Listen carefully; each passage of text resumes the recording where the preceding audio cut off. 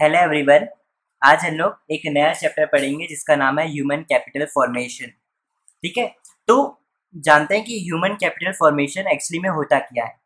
लेकिन human capital formation का मतलब बताने से पहले मुझे क्या करना पड़ेगा, सबसे पहले आपको ह्यूमन कैपिटल का मतलब बताना पड़ेगा।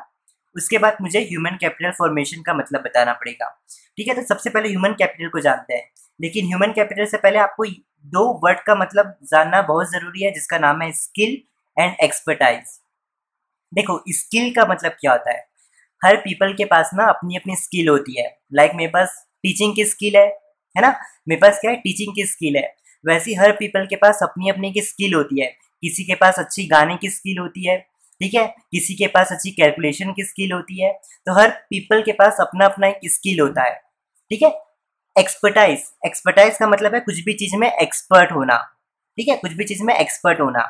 तो आप ना एक्सपर्ट तभी हो पाओगे जब आप उस काम को ईयर आफ्टर ईयर करते जा रहे हो। जैसे फॉर एग्जाम्पल, मेरे को 1 साल हो गया यूट्यूब पर। ठीक है। तो आप मेरी फर्स्ट वीडियो जाके देखना आपको, और अभी की वीडियो देखना, आपको इम्प्रूवमेंट दिखेगा। ठीक है। पहली वीडियो में मैं जिस तरीके से बोलता था, समझाता था, उससे अभी के समय में बहुत ज़्यादा डिफरेंस है, क्योंकि मैं क्या होते गया, एक्सपर्ट होते गया धीरे धीरे। तो आप कुछ भी फील्ड में जाओगे तो आप कहीं ना कहीं एक्सपर्टाइज होते जाओगे जैसे टाइम चलते जाएगा। ठीक है। आप कोई भी फील्ड में, आप मार्केटिंग में जा रहे हो तो मार्केटिंग में अगर आप जाओगे, ठीक है, तो धीरे कुछ साल बीतते जाएंगे, और जैसे जैसे साल बीतते जाएंगे आप मार्केटिंग में उतने ज़्यादा एक्सपर्ट होते जाओगे। ठीक है। तो स्किल एंड एक्सपर्टाइज का मतलब होपफुली आपने समझ लिया। तो देखो, जो भी पीपल के पास अगर स्किल अच्छी होती है और एक्सपर्टाइज अच्छी होती है ना, तो उसकी वैल्यू मार्केट में बहुत ज़्यादा होती है। ठीक है। क्योंकि कोई भी कंपनी वाला चाहेगा ना कि उसका जो भी वर्कर हो, ठीक है, वो क्या हो, स्किल हो, उसके पास अच्छी स्किल हो, है ना। वैसे हर कंपनी चाहेगी कि जो भी वो वर्कर ले रहा है वो उसके पास क्या हो, वो कोई भी चीज़ का एक्सपर्ट हो। तो अपने आप जो भी जिसके भी पास अच्छी स्किल एंड एक्सपर्टाइज होती है ना, उसकी वैल्यू मार्केट में अपने आप बढ़ जाती है। ठीक है। तो इसी चीज को मैं भी आपको एक डायग्राम के थ्रू समझा देता हूँ। ठीक है। जैसे सपोज करना, ये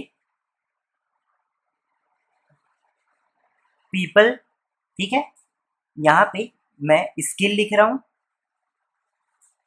यहाँ पे मैं एक्सपर्टाइज लिख रहा हूँ।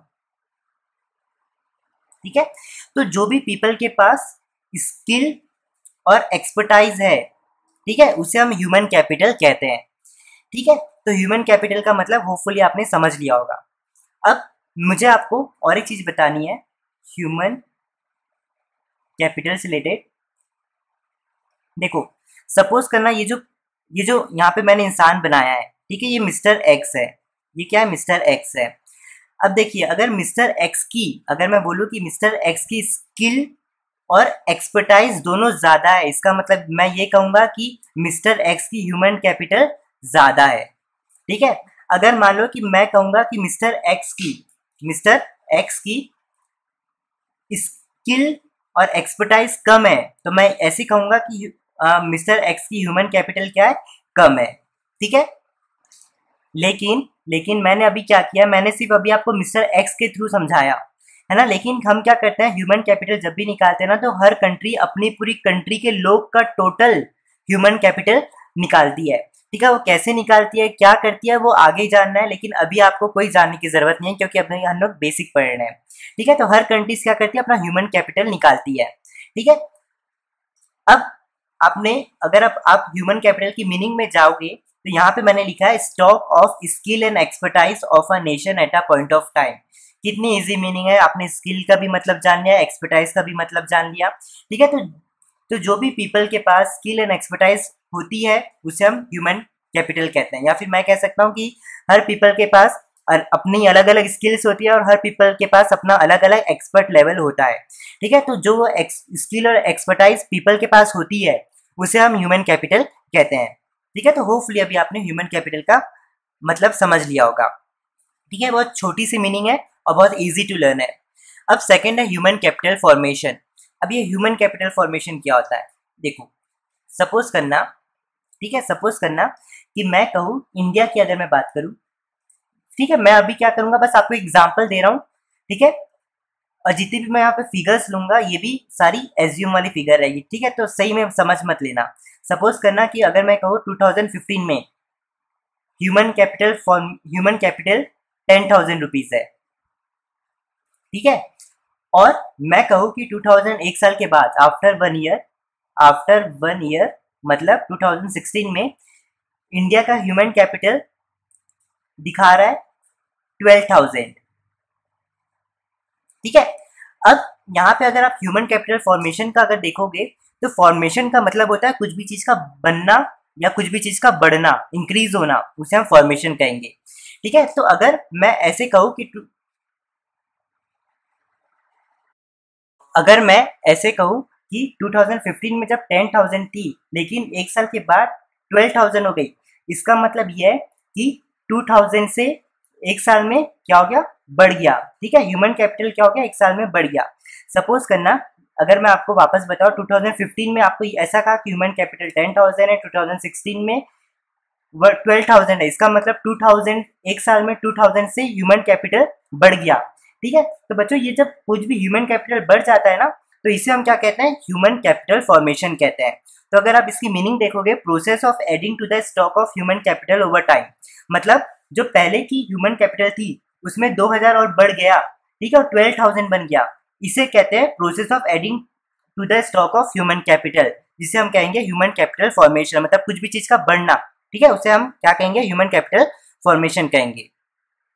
अब और एक चीज है टाइप्स ऑफ कैपिटल के बारे में, ठीक है। Human capital, physical capital, financial capital. देखो फाइनेंशियल कैपिटल आपको पता है पैसे से रिलेटेड होगा, ठीक है। फिजिकल कैपिटल मतलब ऐसी चीजें जो प्रोडक्शन के लिए हेल्प करते हैं, जैसे मशीन, ये सारी चीजें। ह्यूमन कैपिटल हमेशा अलग है, क्योंकि यहाँ पे आपको पता है ह्यूमन कैपिटल में हम क्या करते हैं, लोगों की स्किल एंड एक्सपर्टाइज की बात करते हैं।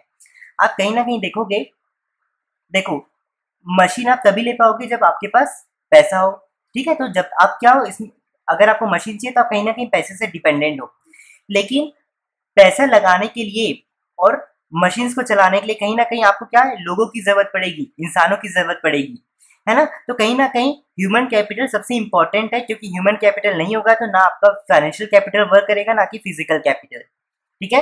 तो होपफुली आज के लिए बेसिक कंसेप्ट के लिए आज मैंने आपको समझा लिया ह्यूमन कैपिटल फॉर्मेशन एक्चुअली में होता है क्या और कैसे काम करता है, ठीक है। चलिए मैं चलता हूँ, bye, enjoy, take care, cheers. Hello everyone, आज हम लोग एक न्यू टॉपिक पढ़ेंगे, ठीक है, जो कि ह्यूमन कैपिटल फॉर्मेशन का एक पार्ट था। तो इस न्यू टॉपिक का नाम है डिटर्मिनेंट्स, या फिर आप ऐसा भी कह सकते हैं sources of human capital formation, ठीक है। इस तो बेसिकली इस टॉपिक में हमें ये पढ़ना है कि कैसे आप ह्यूमन कैपिटल को इंक्रीज कर सकते हैं, मतलब जो भी कंट्री में सारे लोग हैं, ठीक है, तो उन लोगों का कैसे आप ह्यूमन कैपिटल को इंक्रीज कर सकते हैं। और आप सभी को पता है ह्यूमन कैपिटल मतलब स्किल या फिर एक्सपर्टाइज, ठीक है। तो आप ऐसा भी कह सकते हैं कि कैसे आप पूरे कंट्री के लोग की स्किल या फिर एक्सपर्टाइज को इंक्रीज कर सकते हैं, ठीक है। तो ये हम आज लंप सम जो टॉपिक है उसमें हम ये सारी चीजें पढ़ेंगे, ठीक है। तो मैं भी आपके साथ कुछ पॉइंट शेयर करूंगा जिसकी हेल्प से हम क्या कर सकते हैं, ह्यूमन कैपिटल या फिर आप कह सकते हैं स्किल या एक्सपर्टाइज, हम जो भी कंट्री के पीपल है उसे हम इंक्रीज कर सकते हैं। लेकिन इस आगे बढ़ते हुए मैं आप सभी के साथ और एक चीज शेयर कर दूं कि देखो जब भी आप ह्यूमन कैपिटल इंक्रीज होता है ना, या फिर कोई भी पीपल का स्किल या एक्सपर्टाइज इंक्रीज होता है ना, तो इससे उस पीपल का भी फायदा होता है, प्लस आपकी कंट्री को भी फायदा होता है। आपका फायदा इसलिए क्योंकि अब जब भी आपकी स्किल और एक्सपर्टाइज जब भी ज्यादा होती है, इसका मतलब आपकी वैल्यू ज्यादा है। आपकी वैल्यू ज्यादा होगी तो कंपनीज क्या करेगी, आपको ज्यादा सैलरी या ज्यादा पेमेंट करेगी, ठीक है। और इससे कंट्रीज को भी बहुत फायदा होता है। इससे अगर कंट्री के लोग जो हैं वो ज्यादा कमाते हैं, इसका मतलब यह है कि कंट्री भी ज्यादा कमा रही है, ठीक है। तो ओवरऑल ह्यूमन कैपिटल फॉर्मेशन अगर होता है तो इससे एक पीपल को भी फायदा होता है और एक कंट्री को भी फायदा होता है, ठीक है। तो सबसे पहला पॉइंट है हमारे पास एक्सपेंडिचर ऑन एजुकेशन, ठीक है। तो अभी हम लोग जितने भी पॉइंट्स पढ़ेंगे ना, तो हम इसमें ये जानेंगे कैसे आप ह्यूमन कैपिटल फॉर्मेशन को बढ़ा सकते हैं। फर्स्ट पॉइंट है हमारे पास एक्सपेंडिचर ऑन एजुकेशन, ठीक है, ये सबसे इंपॉर्टेंट पॉइंट है। देखो एक्सपेंडिचर ऑन एजुकेशन का मतलब अगर आप अच्छी एजुकेशन लेंगे, ठीक है, तो कहीं ना कहीं आप क्या कर पाएंगे, अपनी स्किल को बढ़ा पाएंगे, है ना। यहाँ पे मैंने 2 पॉइंट लिखा है, आप देखना। मोस्ट इफेक्टिव वे, अगर आपको अपनी स्किल्स को बढ़ाना है तो सबसे अच्छा तरीका है आप एजुकेशन में खर्चा करे। ठीक है। सेकेंड पॉइंट है good living through out the life. अगर आपने अच्छी एजुकेशन ले ली, ठीक है, तो इससे आपकी क्या हो जाएगी, स्किल और एक्सपर्टाइज दोनों बढ़ जाएगी। ठीक है, इसका मतलब आपका ह्यूमन कैपिटल क्या हो जाएगा, ह्यूमन कैपिटल फॉर्मेशन क्या होगा, बढ़ जाएगा। ठीक है, तो इससे आपकी लाइफ भी क्या हो जाएगी, अच्छी हो जाएगी। क्या क्यों हो जाएगी, क्योंकि आपकी वैल्यू बढ़ जाएगी। आपकी वैल्यू बढ़ जाएगी तो आपकी सैलरी ज्यादा होगी, सैलरी ज्यादा होगी तो आप कहीं ना कहीं अपनी लाइफ को बहुत इंजॉय करेंगे।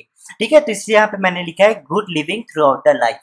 अब यहाँ पे एक लॉजिकल चीज है, देखो कॉस्ट ऑफ एजुकेशन मतलब जितना आप एजुकेशन में खर्चा करोगे, ठीक है, मतलब मान लो आपने एजुकेशन में पूरी अपनी लाइफ में कर लिया 20 लाख खर्चा कर लिया, ठीक है, तो आप हमेशा अपनी एजुकेशन से ज़्यादा ही कमाओगे पूरी अपनी लाइफ में।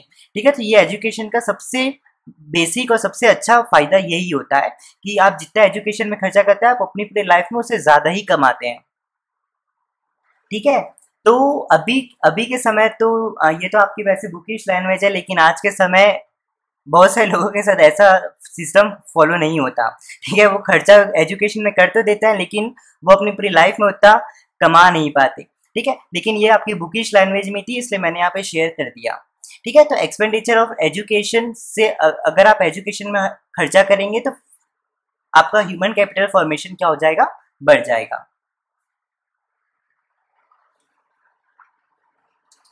अब सेकेंड पॉइंट है हमारे पास एक्सपेंडिचर ऑन हेल्थ। अब देखो यहाँ पे एक स्लोगन टाइप का है, a sound mind in a sound body. इसका मतलब ये है, साउंड का मतलब होता है कुछ भी चीज का अच्छा होना। तो जब आपकी बॉडी अच्छी होगी तब जाके आपका दिमाग अच्छा काम करेगा। ठीक है, तो इसका मतलब यही है कि साउंड का मतलब होता है अच्छा होना। तो जब आपकी बॉडी अच्छी होगी, ठीक है, स्वस्थ रहेगी, हेल्दी रहेगी, तब जाके आपका जो दिमाग है, माइंड है, ब्रेन है, तब जाके वो अच्छा काम करेगा। तो इसलिए यहाँ पे लिखा है अ साउंड माइंड, मतलब दिमाग अच्छा काम करेगा जब आपकी बॉडी स्वस्थ होगी। ठीक है, तो इसका मतलब ये है कि जब आपकी हेल्थ अच्छी होगी ना तो कोई भी पर्सन क्या करेगा, अच्छा काम करेगा। अच्छा काम करेगा तो उसका प्रोडक्टिविटी क्या होगा, इंक्रीज होगा।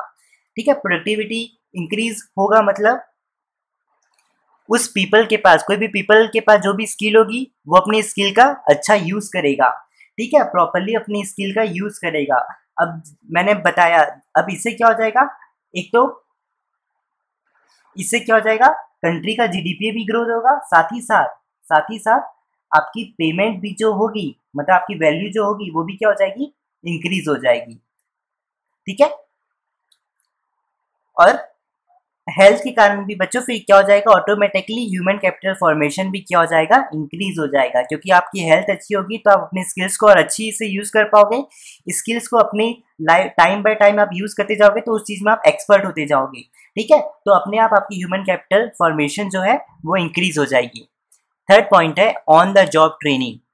देखो ऑन द जॉब ट्रेनिंग का मतलब ये होता है, जब आप काम करते हो ना तो क्या होता है, एक मास्टर क्या कह सकते हो, या फिर कोई भी ट्रेनर जो रहता है वो आपको हमेशा चेक करता रहता है, आपके काम को हमेशा चेक करता रहता है। अगर आप कोई गलती करते हो तो आपका जो ऊपर का जो मास्टर है वो क्या करेगा, आपको टोकेगा, बोलेगा इस काम को इस तरीके से नहीं, इस तरीके से किया जाए। ठीक है, मतलब वो आपको समझाएगा पूरी चीजें कि आप कैसे काम को एकदम अच्छे तरीके से कर सकते हैं। ठीक है, तो उसे हम कहते हैं on the job training. On the job training मतलब किसी के अंडर पे काम करके सीखना। ठीक है, तो जब मास्टर क्या करता है, वर्कर्स को क्या करता है, उसकी स्किल्स को बढ़ाने के लिए बहुत हेल्प करता है। मतलब कोई भी जब आप मास्टर के अंडर काम करते हैं ना तो आपको हमेशा बताएगा कि कैसे आप ज्यादा से ज्यादा अपनी स्किल बढ़ा के ज्यादा से ज्यादा अच्छा काम कर सकते हो। ठीक है, ये help worker sharpen their skills, ये हमेशा वर्कर्स को हेल्प करता है कि वो अपनी स्किल को शार्प मतलब बढ़ा सकते हैं। अब अपनी स्किल को बढ़ा लेंगे तो क्या हो जाएगा, उनकी प्रोडक्टिविटी बढ़ेगी, जिसके कारण अपनी स्किल्स को अच्छे से यूज कर पाएंगे, जिसके कारण कहीं ना कहीं वो क्या कर पाएंगे कि उनकी पेमेंट भी इंक्रीज हो जाएगी और उनका और कंट्री का जीडीपी ग्रोथ भी इंक्रीज हो जाएगा। ठीक है, सेम चीज है। Study programmes for adults. अब ये फोर्थ पॉइंट है जिसके कारण भी ह्यूमन कैपिटल फॉर्मेशन इंक्रीज होता है। देखो गवर्नमेंट्स क्या करती है, गवर्नमेंट या फिर एनजीओस वो क्या करती है, कुछ स्टडी प्रोग्राम्स क्या करती है, एडल्ट्स के लिए रखती है। अब एडल्ट्स के लिए वो क्या करती है, कुछ स्टडी प्रोग्राम्स रखती है जो कि क्या होते हैं, आपके जो एजुकेशन जो आप स्कूल में जो पढ़ते हैं, ठीक है, यूनिवर्सिटी कॉलेज वॉलेज में जो पढ़ते हैं उससे थोड़ा अलग रहता है, ठीक है। तो गवर्नमेंट क्या करती है, एडल्ट्स को कुछ अलग चीज़ प्रोवाइड करती है जो उनकी स्किल्स को बढ़ाती है और कहीं ना कहीं वो फ्यूचर में जाके उनको बहुत हेल्प करती है, ठीक है। तो कहीं ना कहीं वो अपनी स्किल्स को बढ़ा लेते हैं जिससे उनकी प्रोडक्टिविटी बढ़ जाती है, ठीक है, जिसके उनकी वैल्यू बढ़ जाती है, तो पेमेंट भी उनको ज़्यादा मिलता है और साथ ही साथ कंट्री को भी बहुत ज़्यादा फायदा होता है, ठीक है। तो आंसर बच्चों सब चीज़ में एक ही मिलेगा, ठीक है। अब फिफ्थ पॉइंट है माइग्रेशन। देखो माइग्रेशन का मतलब है वन प्लेस टू अनदर, ठीक है। इसका माइग्रेशन का मतलब है एक जगह से दूसरी जगह जाना, ठीक है। जैसे सपोज करना कि मैं हूँ मुंबई में, ठीक है, और मैं शिफ्ट हो गया दिल्ली में, ठीक है। तो मैं क्या कर रहा हूँ, मुंबई से गया दिल्ली में, इसका मतलब क्या हो गया, मैंने माइग्रेशन किया, मतलब मैं क्या हो गया, शिफ्ट हो गया मुंबई से दिल्ली में, ठीक है। तो एक जगह से दूसरी जगह जाना उसे हम माइग्रेशन कहते हैं। तो अगर आप इंडिया में देखोगे, तो इंडिया में क्या होता है, जितने भी इंडियंस क्या होते हैं वो क्या करते हैं, गाँव मतलब रूरल एरिया से क्या करते हैं, अर्बन एरियाज में जाते हैं। रूरल एरिया मतलब गांव से वो क्या करते हैं, शहर के इलाके में जाते हैं। क्यों जाते हैं, क्योंकि उन्हें पता है शहर के इलाके में जाएंगे तो वहाँ पे उनको अच्छी पढ़ाई मिलेगी, मतलब उन्हें अच्छा पढ़ाया जाएगा, उनकी स्किल को अच्छी इंक्रीज किया जाएगा, जिससे क्या होगा, जो भी लोग की स्किल बढ़ेगी तो उनकी अपने आप वैल्यू मार्केट में बढ़ेगी, तो उनकी सैलरी भी ज़्यादा इंक्रीज हो जाएगी, ठीक है। तो इससे कहीं ना कहीं ह्यूमन कैपिटल फॉर्मेशन भी इंक्रीज हो जाएगा। अब आखिरी है एक्सपेंडिचर ऑन इंफॉर्मेशन। देखो गवर्नमेंट क्या करती है बच्चों, या फिर कोई भी कंपनीज और ऑर्गेनाइजेशन, वो क्या करती है, इन्फॉर्मेशन में सबसे ज़्यादा पैसा को लगाती है। क्यों लगाती है, मतलब जैसे सपोज करना कि अगर आपको स्टॉक मार्केट की होगी तो ठीक है, मतलब मान लो अभी आप मेरी यूट्यूब पे देख रहे हो और बीच में वीडियो के एक ऐड आया स्टॉक मार्केट के बारे में, तो क्या हो गया, आपको उससे पता चल गया कि हाँ भाई अगर आपको स्टॉक मार्केट सीखना है तो आप उस जगह पे जा सकते हो। मतलब अगर आप वीडियो देखोगे, ठीक है, अगर उस वीडियो में या फिर न्यूज़पेपर में कहीं भी आप देख लोगे कि भाई ये भी एक स्किल है, ठीक है, तो उसकी तो उस चीज को पढ़ के, उस इंफॉर्मेशन को पढ़ के आप क्या कर लोग क्या करते हैं, उस इंफॉर्मेशन को पढ़ के वो क्या करते हैं, उस स्किल को क्या करते हैं अपने अंदर लाते हैं, मतलब उस स्किल को पाने के लिए वो क्या करते हैं, उस चीज को पढ़ते हैं, ठीक है, उस जगह पे जाते हैं। जैसे सपोज करना कि अगर कि कोई कंपनी ने स्टॉक मार्केट के इस पे बताया कि स्टॉक मार्केट की ट्रेनिंग दे रहे हैं, तो लोग क्या करते हैं, स्टॉक मार्केट की ट्रेनिंग का सेंटर में जाते हैं, वहां से ट्रेनिंग लेते हैं, स्टॉक मार्केट की स्किल को क्या कर लेते हैं, बढ़ा देते हैं और फिर वो स्टॉक मार्केट में इन्वेस्ट करते हैं, ठीक है। तो एक तरीके से ये भी हो सकता है जिससे लोग की क्या हो जाती है, कहीं ना कहीं स्किल बढ़ जाती है, ठीक है। तो कहीं ना कहीं इससे भी ह्यूमन कैपिटल फॉर्मेशन क्या हो जाता है, इंक्रीज हो जाता है, ठीक है। तो होपफुली मैंने अभी आपके साथ टोटल 6 पॉइंट शेयर किए, ठीक है, डिटर्मिनेंट्स या फिर sources of human capital formation की। तो आप इसे नोट कर लेना और मैं आप सभी से मिलता हूँ नेक्स्ट लेक्चर में। और आप इस लेक्चर्स को देखने के बाद एक बार बुक रीडिंग कर लेना और आपको सारी लेक्चर्स जो है फ्री ऑफ कॉस्ट मिल जाएगी प्लेलिस्ट में, और प्लेलिस्ट की लिंक आपको डिस्क्रिप्शन बॉक्स में मिल जाएगी, ठीक है। वहीं पे आपको मेरी वेबसाइट, इंस्टाग्राम प्रोफाइल, मतलब इंस्टाग्राम आईडी, फेसबुक पेज, हर चीज़ वहाँ पे आपको डिस्क्रिप्शन बॉक्स में मिल जाएगी, ठीक है। वहाँ पे आप जाके देख लेना, ठीक है। चलिए मैं चलता हूँ और आप सभी से मिलता हूँ नेक्स्ट लेक्चर में। हेलो एवरीवन, आज हम लोग एक नया टॉपिक करेंगे। इस टॉपिक का नाम है role of human capital formation, या फिर आप कह सकते हैं human capital formation and economic growth. तो सबसे पहले हम लोग ये जानते हैं कि इस टॉपिक में हमें पढ़ना क्या है, मतलब इस टॉपिक का पढ़ने का मोटो क्या है, ठीक है। तो ये सबसे पहले जानते हैं। तो इस टॉपिक में हम लोग को ये पढ़ना है कि कैसे ह्यूमन कैपिटल फॉर्मेशन के कारण एक कंट्री ग्रोथ एंड डेवलपमेंट कर सकती है, ठीक है। तो हमें इस टॉपिक में ये चीज़ पढ़नी है कि कैसे ह्यूमन कैपिटल फॉर्मेशन के कारण एक कंट्री में ग्रोथ एंड डेवलपमेंट होता है, ठीक है। अब यहाँ पे आप एक चीज़ देखना, मैंने ह्यूमन कैपिटल फॉर्मेशन को शॉर्ट में लिख दिया है SCF, ठीक है। तो आप एग्जाम्स में कभी SCF लिख के मत आना, ये तो मैंने आपको इजी तरीके से समझाने के लिए SCF लिखा है, आप इसका यूज़ कभी मत करना, पूरा पूरा लिखना ह्यूमन कैपिटल फॉर्मेशन, ठीक है। तो अभी मैं आपके साथ 4 पॉइंट शेयर करूंगा जिससे हम लोग ये सीखेंगे कि कैसे ह्यूमन कैपिटल फॉर्मेशन के कारण ग्रोथ एंड डेवलपमेंट एक कंट्री में होता है। तो सबसे पहला पॉइंट है change in emotional and material environment of growth. देखो यहाँ पे देखना change in emotion environment of growth और दूसरा है change in material environment of growth. ठीक है, ये दो अलग अलग है। तो देखो अब पहले change in emotional environment of growth की बात करते हैं। ठीक है, change in emotional environment of growth, तो ये पीपल से रिलेटेड है। और change in material environment of growth ये सोसाइटी से रिलेटेड है। ठीक है, यहाँ पे मैंने कर दिया है, इमोशनल पीपल से रिलेटेड है, मटेरियल सोसाइटी से रिलेटेड है। ठीक है, तो देखो बच्चों, देखो आप एक चीज लॉजिकली देखना, जिसके पास भी SCF मतलब ह्यूमन कैपिटल होता है, ठीक है, उसके पास कहीं ना कहीं स्किल और एक्सपर्टाइज होती है। ठीक है, अब जो भी पीपल के पास स्किल और एक्सपर्टाइज होती है, वो बंदा हमेशा चाहता है कि वो हमेशा मतलब उसके पास हमेशा एक डिजायर होती है आगे बढ़ने की। ठीक है, वो जिसके पास भी ह्यूमन कैपिटल होता है मतलब स्किल और एक्सपर्टाइज होती है, तो वो सोचता है अरे यार मेरे पास स्किल और एक्सपर्टाइज दोनों है, मैं अपनी स्किल और एक्सपर्टाइज से और आगे बढ़ता हूँ और अपनी सोसाइटी में अपना नाम कमा लेता हूँ। ठीक है, तो वैसे टाइप की हर पीपल के पास क्या रहता है, एक तरीके का एटीट्यूड होता है। कौन सा एटीट्यूड? ग्रोथ, मतलब आगे बढ़ने का, ग्रोथ ओरिएंटेड एटीट्यूड होता है। ठीक है, तो बच्चों जब भी कोई पीपल आगे बढ़ता है, मतलब वो कोई भी पीपल जब फाइनेंशियली आगे बढ़ता है ना, तो कहीं ना कहीं क्या होती है, उस पर्सन की तो ग्रोथ होती है, उसके साथ साथ क्या होता है, एक कंट्री की भी ग्रोथ एंड डेवलपमेंट होती है। आप एक चीज याद रखो, अगर आपकी कोई भी बंदा है, अगर कोई भी पीपल की सैलरी इंक्रीज हो रही है, मतलब एक कंट्री की इकोनॉमिक पोजीशन अच्छी हो रही है। ठीक है, तो हर एक बंदे के कारण एक कंट्री ग्रो करती है। ठीक है, तो यहाँ पे वही बात की गई है। तो इस बंदे के कारण, जिसके पास भी ह्यूमन कैपिटल होता है, कोई भी पीपल के पास, ठीक है, उसके पास एक क्या होता है, ग्रोथ एटीट्यूड होता है। ठीक है, तो उसके पास क्या होता है, मतलब आगे बढ़ने की एक इच्छा होती है, तो वो आगे बढ़ता है, आगे बढ़ता है तो वो पैसे कमाता है, पैसे कमाता है तो कहीं ना कहीं एक कंट्री ग्रोथ एंड डेवलपमेंट कर लेती है। अब है change in material environment of growth, यह है सोसाइटी से रिलेटेड। अब देखो आपकी सोसाइटी, ठीक है, आजकल गवर्नमेंट कितना पैसा लगा रही है ना, तो इससे क्या हो रहा है, जितने भी आजकल वर्कर्स हैं, जितने भी आजकल स्किल ट्रेंड वर्कर्स हैं, ये क्या हो रहे हैं, इनके पास एक अच्छी स्किल आ पा रही है, इनके पास क्या अच्छे एक्सपीरियंस आते जा रहा है। तो जितनी भी हमारी सोसाइटी है वो क्या हो रही है, थोड़ी सी स्किलफुल हो रही है, और साथ ही साथ उनके पास क्या हो रहा है, एक्सपर्टाइज मतलब एक्सपीरियंस आते जा रहा है।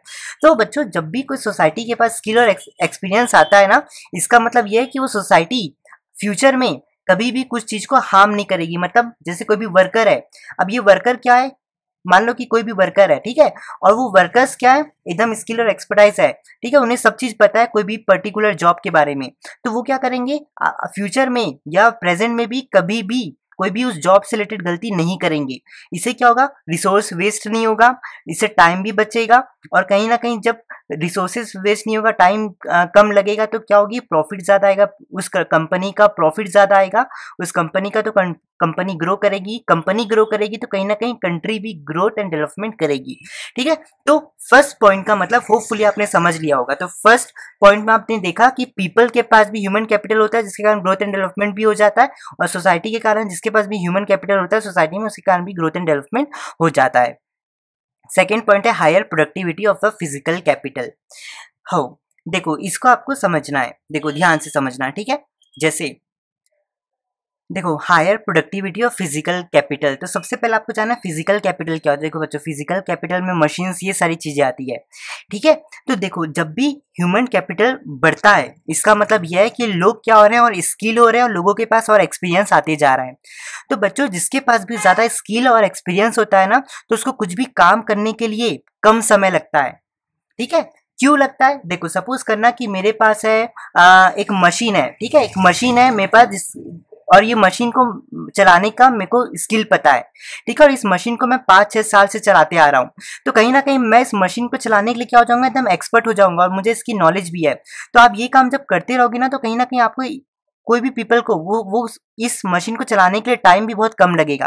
और कहीं ना कहीं जब आप उस मशीन को चलाते रहोगे ना, तो कहीं ना कहीं आप उस मशीन से मतलब कुछ भी गलती नहीं होगी आपसे, और कहीं ना कहीं आपका कोई भी रिसोर्सेज भी वेस्ट नहीं होगा।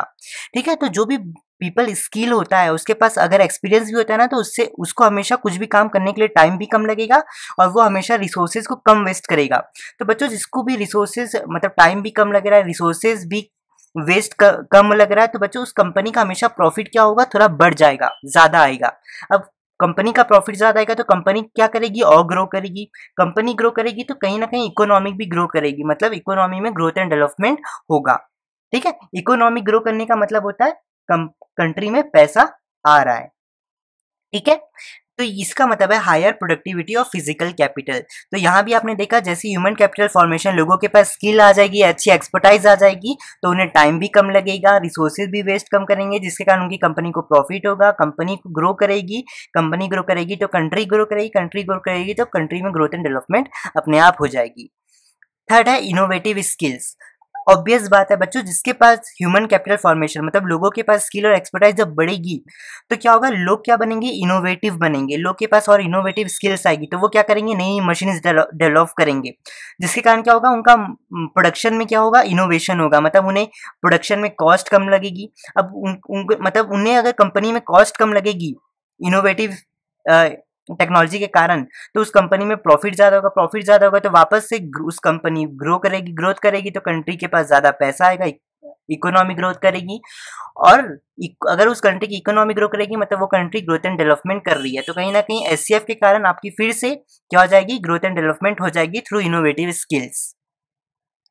अब बच्चों फोर्थ पॉइंट है higher rate of participation and equality, ठीक है। तो इसको समझने से पहले मुझे आपको कुछ समझाना है। देखो आपने पढ़ा कि ह्यूमन कैपिटल फॉर्मेशन के कारण कहीं ना कहीं क्या हो रही है, इकोनॉमी ग्रोथ करती है, ठीक है। तो बच्चों जब भी ह्यूमन कैपिटल फॉर्मेशन बढ़ता है, ठीक है, तो क्या होता है, उस कंट्री में पैसा, कंट्री के पास पैसा आता है, ठीक है।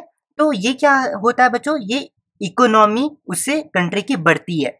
अब आपको पता है कि एजुकेशन हो गया, हेल्थ हो गया, और बच्चों सोसाइटी से रिलेटेड मतलब जो भी सोसाइटी से रिलेटेड जितनी भी इशू है, ठीक है, अगर हम उसको सॉल्व करते हैं तो इसका मतलब यह है हम क्या कर रहे हैं, सोशली क्या हो रहे हैं, आगे सोशली ग्रोथ कर रहे हैं, ठीक है। मतलब मान लो कि अगर ह्यूमन कैपिटल फॉर्मेशन के कारण अगर आपके पास पैसा आता है तो ठीक है, अगर आपकी कंट्री में पैसा आता है इसका मतलब यह है कि वो कंट्री क्या करेगी, उस पैसे को क्या करेगी, एजुकेशन में इन्वेस्ट करेगी, हेल्थ में इन्वेस्ट करेगी कि लोग अच्छा पढ़ पाए, लोग अच्छा, लोगों की हेल्थ अच्छी हो। तो कहीं ना कहीं बच्चों आपकी ह्यूमन कैपिटल फॉर्मेशन के कारण कहीं ना कहीं आपकी कंट्री में पैसा आया, ठीक है, तो आपकी इकोनॉमी भी बढ़ी, साथ ही साथ आप क्या कर रहे हो, उस पैसे को इन्वेस्ट कर रहे हो एजुकेशन और हेल्थ में, तो कहीं ना कहीं ये सारी चीजें क्या होती है बच्चों, सोसाइटी को ग्रो करने में हेल्प करती है, ठीक है। तो ह्यूमन कैपिटल फॉर्मेशन के कारण आपकी इकोनॉमी भी ग्रोथ हुई और आपकी सोसाइटी भी ग्रो कर रही है ना। तो बच्चों इसे हम कहते हैं पार्टिसिपेशन, ठीक है। तो पार्टिसिपेशन का, ह्यूमन कैपिटल फॉर्मेशन जब बढ़ेगा तो पार्टिसिपेशन बढ़ेगा, पार्टिसिपेशन बढ़ने का मतलब ये होता है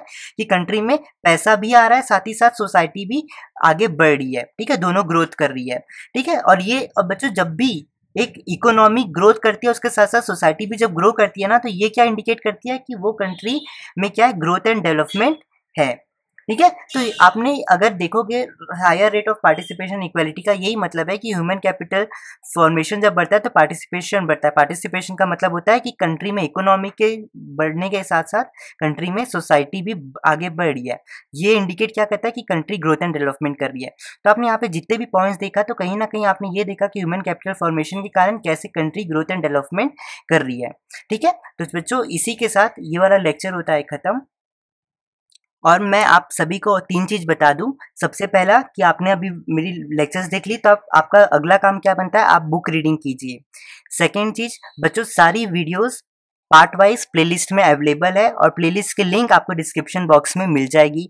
थर्ड चीज़, आपको वेबसाइट में सारे लेक्चर्स के हैंडी नोट्स जो है वो आपके businessvidya.co.in में आप चले जाना, उसकी भी लिंक आपको डिस्क्रिप्शन बॉक्स में मिल गई है, वहाँ पे भी आपको नोट्स मिल जाएंगे। तो आपको ये सारी चीज़ों की नोट करने में टाइम वेस्ट करने की कोई ज़रूरत नहीं पड़ेगी, ठीक है।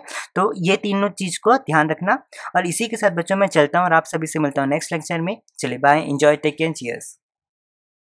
हेलो एवरीवन, आज हम लोग एक नया टॉपिक करेंगे जिसका नाम है problems facing human capital formation इन इंडिया, ठीक है। तो सबसे पहले जानते हैं कि इस टॉपिक में हमें पढ़ना क्या है, इस टॉपिक को पढ़ने का मोटो क्या है, ठीक है, मोटिव क्या है। देखो यहाँ पे हमें ये पढ़ना है कि हमारे पास ऐसी कौन कौन सी प्रॉब्लम्स, ऐसी कौन कौन सी दिक्कतें हैं जिसके कारण ह्यूमन कैपिटल फॉर्मेशन जो है एचसीएफ हमारा डिक्रीज हो रहा है, ठीक है। तो हमें इस टॉपिक में ये पढ़ना है कि कैसे हमारे पास कौन कौन सी प्रॉब्लम्स है जिसके कारण हमारा जो ह्यूमन कैपिटल फॉर्मेशन है वो क्या हो रहा है, डिक्रीज हो रहा है, ठीक है। तो सबसे पहला है बच्चों राइजिंग पॉपुलेशन। ये सबसे बड़ी दिक्कत है अगर आप इंडियन है, ठीक है। तो आपको जानना बहुत ज़रूरी है कि हमारी पॉपुलेशन इतनी ज़्यादा बढ़ रही है, जो कि इंडिया के लिए बहुत गलत बात है। अब ये ऐसा क्यों? इसको मैं आपको एक एग्जांपल से समझाता हूँ। सपोज करना, अगर मैं आपको आपके एग्जांपल से समझाऊँ, आप अपने ऊपर वो एग्जांपल रख के देखना। मैं अगर आपसे कहूँ कि केस 1 में कि आपके पास 10,000 सैलरी है और उस 10,000 सैलरी में आपको 2 लोग को संभालना है, ठीक है? तो आज के समय भी 10,000 इनफ है और आप 2 लोग को आराम से संभाल सकते हैं। मे बी आप राशन थोड़ा कम कर दें, आप इलेक्ट्रिसिटी कंजम्पशन कम कर दें कि बिल कम आए, ठीक है? आप मे बी एकदम हाई क्वालिटी स्कूल में ना पढ़ाते हुए एकदम मॉडरेट या फिर मीडियम स्कूल में अपने बच्चों को पढ़ाएं, या फिर आप गाड़ी कम कमाएं कि आप गाड़ी कम चलाएं कि आपका पेट्रोल कम बच जाए। मतलब एनी हाउ आप 10,000 से 2 लोग को आराम से आप चला सकते हो, ठीक है? ठीक है, लेकिन अगर मैं आपसे कहूँ कि सेकंड केस में कि आपको अगर मैं 10,000 सैलरी दे दूं और मैं आपको बोलूं कि 10,000 में आप 10 लोग को चलाओ, सो क्या आप 10,000 में 10 लोग को क्या मैनेज कर पाओगे? क्या उनकी जिंदगी को चला पाओगे? आप नहीं कर पाओगे। तो बच्चों, जो सेकंड सिचुएशन है, सेकंड केस मैंने आपको बताया, वो सेम सिचुएशन है इंडिया के साथ भी। इंडिया के पास बच्चों पैसे उतना ज़्यादा नहीं है, लेकिन लोग बहुत ज़्यादा है जो इंडिया को संभालना है, ठीक है? तो ये हमेशा गलत बात है, ठीक है? अब आपके पास पैसा तो है, लेकिन आप उस पैसे, उतना भी ज़्यादा पैसा नहीं है कि आप अपने इंडिया में इतनी ज़्यादा पॉपुलेशन जो है उनको संभाल पाओ। तो यहाँ पे आप देखना, मैंने यहाँ पे लिखा है इंक्रीज का साइन बढ़ाया है और यहाँ पे डिक्रीज का बताया है, मतलब साइन बनाया है। इसका मतलब यह है कि इंडिया में इकोनॉमिक का मतलब होता है सबसे पहले पैसा, पॉपुलेशन का मतलब होता है जनसंख्या, मतलब लोग, कंट्री में कितने लोग हैं, ठीक है? तो इंडिया की इकोनॉमी अच्छी है, ठीक है? इंडिया में पैसा आ तो रहा है लेकिन बहुत ज्यादा नहीं आ रहा है। इंडिया में पैसा, इंडिया की इकोनॉमी धीरे धीरे बढ़ तो रही है लेकिन बहुत ज्यादा नहीं बढ़ रही है। लेकिन ठीक है, इसलिए यहाँ पे मैंने लिखा है increasing India economic but at decreasing rate, मतलब इंडिया की इकोनॉमी बढ़ तो रही है लेकिन उतनी तेजी से नहीं बढ़ रही है।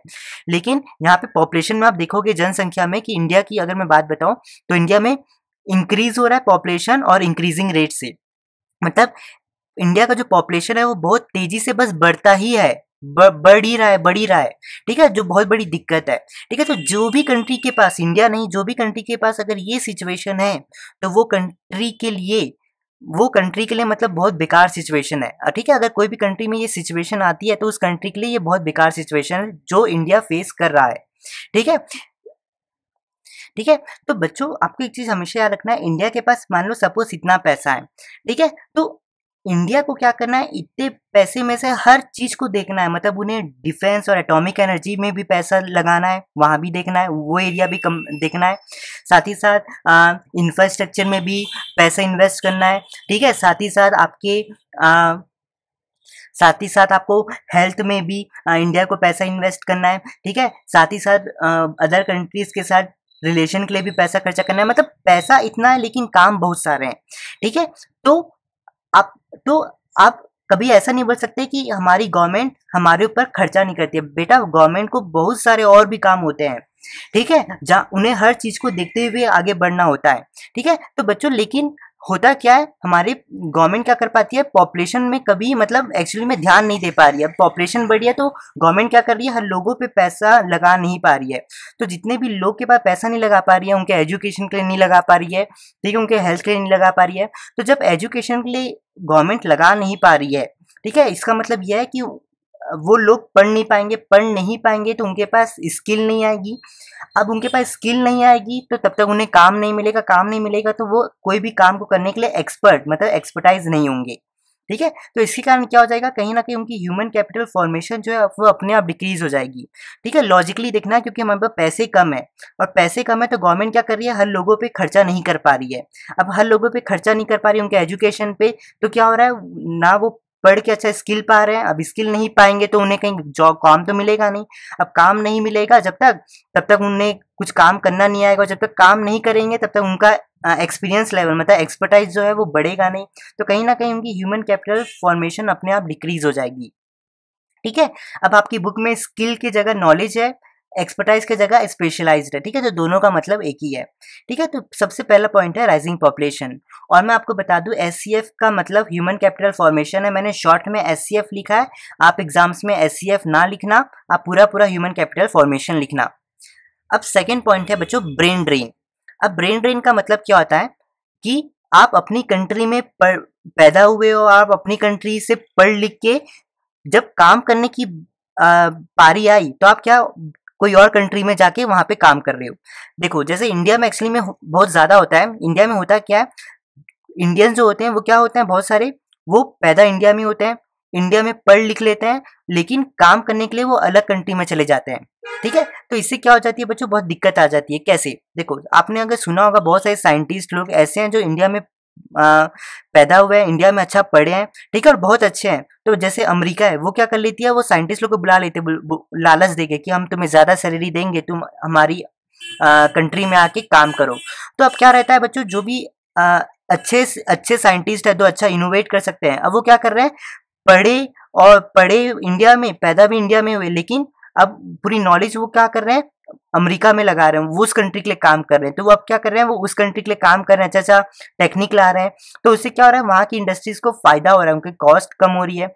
अब उनका कॉस्ट कम हो जाता है, उनका प्रॉफिट ज्यादा होता है, प्रॉफिट ज्यादा होता है तो वहाँ की अमेरिका की कंट्री ग्रो करती है, ग्रो करती है तो कंट्री की इकोनॉमी भी ग्रो करती है। ठीक है, तो बच्चों ये इसे हम कहते हैं ब्रेन ड्रेन। जब आप अपनी कंट्री में पैदा होते हो, वहां पे पढ़ते हो, लेकिन काम करने के लिए आप बाहर चले जाते हो और कोई और कंट्री के लिए काम करते हो, उसे हम कहते हैं ब्रेन ड्रेन। अब मुद्दा ये होता है कि कैसे वो हमारी ह्यूमन कैपिटल, कैसे वो स्किल और एक्सपर्टाइज में इफेक्ट करता है। देखो जब हमारे जितने भी अच्छे लोग हैं, जब वो कोई और कंट्री में चले जाएंगे तो वो क्या करेंगे, अदर कंट्रीज के लोग को अच्छा पढ़ाएंगे, है ना, मतलब उन्हें कहीं ना कहीं उन्हें समझाएंगे। लेकिन इंडिया में तो कोई बच्चा नहीं, क्योंकि बाहर की कंट्री क्या कर लेती है, सारे अच्छे अच्छे लोगों को तो बुला लेती है, लेकिन अब इंडिया में तो कोई अच्छा इंसान अच्छा जिसके पास बहुत स्किल और एक्सपीरियंस हो, वो तो इंडिया में है नहीं। ठीक है, वो सब बाहर चले गए। तो अब इंडिया में जितने भी लोग हैं जूनियर्स हैं, उनको समझाएगा कौन, उन्हें स्किल कौन देगा, उन्हें अच्छा नॉलेज कौन देगा। ठीक है, अब जब तक इंडियन जो भी इंडियंस के जूनियर्स हैं, उनके पास जब तक नॉलेज नहीं आएगी तो वो कैसे काम करेंगे, नहीं करेंगे तो कैसे उनके पास एक्सपर्टाइज एक्सपीरियंस आएगा।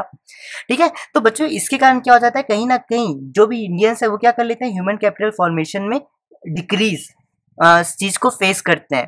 ठीक है, क्योंकि उन्हें अच्छा समझाने वाला कोई नहीं होता है, क्योंकि सारे अच्छे काम करने वाले वो कई और कंट्री में चले जाते हैं, क्योंकि वहां पे उनको पैसे का लालच दे दिया जाता है। ठीक है, तो इसे हम इस ब्रेन ड्रेन के कारण भी कहीं ना कहीं ह्यूमन कैपिटल फॉर्मेशन में गिरावट आ जाती है। थर्ड पॉइंट है डेफिशिएंट मैन पावर प्लानिंग।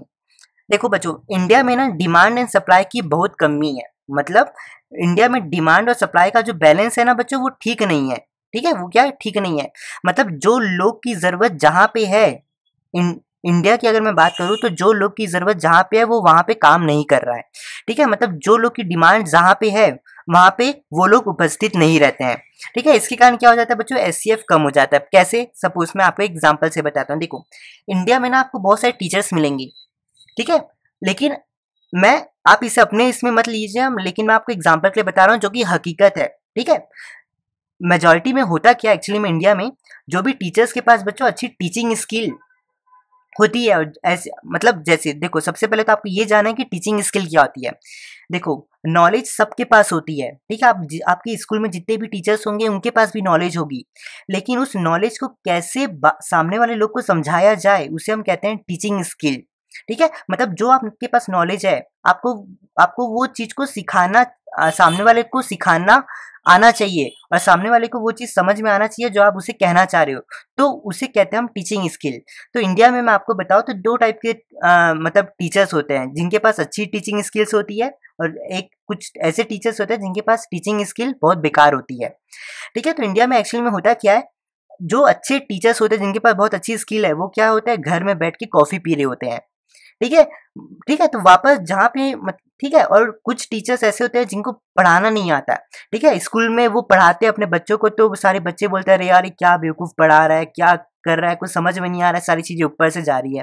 ठीक है, तो ऐसे टीचर्स भी होते हैं, तो उनके पास टीचिंग स्किल जो होती है ना बहुत बुरी होती है। उनको पढ़ाना मतलब उनके पास नॉलेज होता है, लेकिन उन्हें उस चीज को पढ़ाना और समझाना नहीं आता। ठीक है, तो इससे क्या होता है, कोई भी बच्चों को समझ में नहीं आता कुछ भी चीज, उनके सारी चीजें ऊपर से जाती है। ठीक है, तो अब बच्चों होता क्या है, देखो सारे बच्चे स्कूल में क्या करने आए हैं? पढ़ने आए हैं, ठीक है, नॉलेज लेने आए हैं, मतलब स्किल को मतलब नॉलेज लेने आए हैं। लेकिन उनको तो नॉलेज मिल ही नहीं पाती, क्योंकि जो पढ़ाने वाला है वो उस चीज़ को समझा नहीं पा रहा है। अब बच्चे क्या कर पाते हैं, उनके पास नॉलेज तो आती नहीं। अब उनके पास नॉलेज नहीं आती तो वो कैसे फ्यूचर में जाके काम करेंगे, ठीक है, क्योंकि उनके पास तो नॉलेज ही नहीं है। अब उनके पास जैसे काम ही नहीं करेंगे तो उनके पास कैसे एक्सपीरियंस लेवल आएगा, और जब तक उनके पास एक्सपीरियंस लेवल नहीं होगा तो कैसे वो एक्सपीरियंस या एक्सपर्ट बनेंगे कोई भी फील्ड में। तो इससे क्या हो जाएगा बच्चों, ह्यूमन कैपिटल फॉर्मेशन कम हो जाएगा। मैंने अभी बताया डिमांड और सप्लाई कभी बैलेंस नहीं होता, मतलब जिस लोग को, मतलब जो अच्छे टीचर्स है जिन्हें स्कूल में होना चाहिए वो वहाँ नहीं है, वो अपने घर में बैठ के चाय पी रहे हैं। और जो टीचर्स जिनके पास अच्छी टीचिंग स्किल नहीं है, जो जिन्हें घर में बैठना चाहिए, वो स्कूल में पढ़ा रहे हैं। तो मतलब जो डिमांड एंड सप्लाई का जो इंडिया में बैलेंस है ना, वो हमेशा बेकार है। मतलब जिन लोगों को जहाँ होना चाहिए वो कभी वहाँ नहीं होता, वो कहीं और जगह पे होता है, ठीक है। तो बैलेंस हमेशा जो है बेकार होता है। अब जैसे टीचिंग स्किल जो बच्चे को पढ़ना है वो अच्छे से समझ नहीं पाता, समझ में नहीं आ पाता तो बेवकूफ़ बन जाता है, बेवकूफ़ बन जाता है तो इसके पास स्किल नहीं आती, ना एक्सपर्टाइज आता है।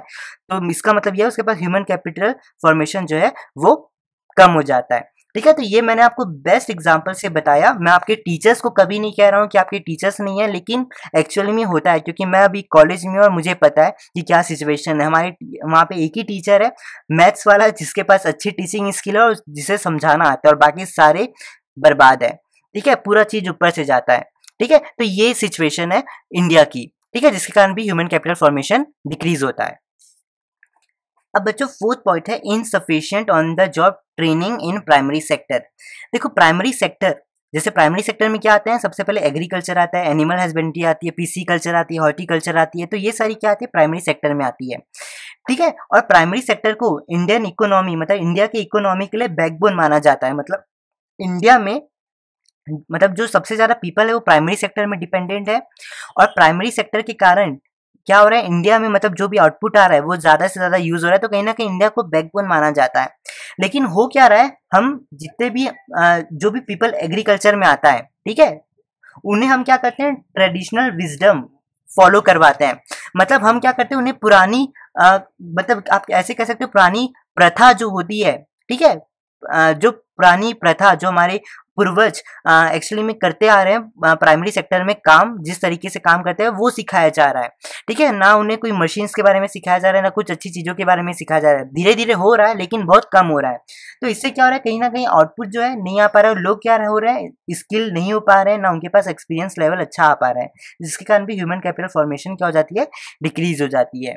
लो एकेडमिक स्टैंडर्ड्स, अगेन सेम है, जैसे कॉलेजेस है आपके पास, स्कूल्स है, यूनिवर्सिटी है, ठीक है। तो स्टेब्लिश तो हो रहे हैं इंडिया में कॉलेजेस अच्छे अच्छे आ रहे हैं, स्कूल्स आ रहे हैं, यूनिवर्सिटीज आ रहे हैं, जहाँ पे उनको आपको एसी में बैठाया जा रहा है, ठीक है, एडुकॉम या फिर टेक्नोलॉजी के थ्रू पढ़ाया जा रहा है, ठीक है, स्टेब्लिश तो हो रहा है अच्छा।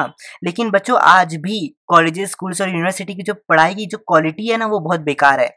स्टेब्लिश हो रहा है आज के ज़माने में, एसी लग रहा है, हर चीज़ हो रही है, अच्छी फैसिलिटी तो मिल रही है, लेकिन जो आपकी पढ़ाई का जो कंटेंट है ना वो भी आज 2000 ईयर के जो पहले जो पढ़ाया जाता है कंटेंट वो आज भी पढ़ाया जा रहा है, ठीक है। तो इसी कारण कहीं ना कहीं लो एकेडमिक स्टैंडर्ड आपको फेस करना पड़ रहा है, ठीक है। स्टैब्लिश तो हो रहा है कॉलेज, स्कूल, यूनिवर्सिटी, लेकिन क्वालिटी क्या हो रही है, कम हो रही है, क्योंकि ओल्ड टीचिंग मेथड्स के कारण, ठीक है।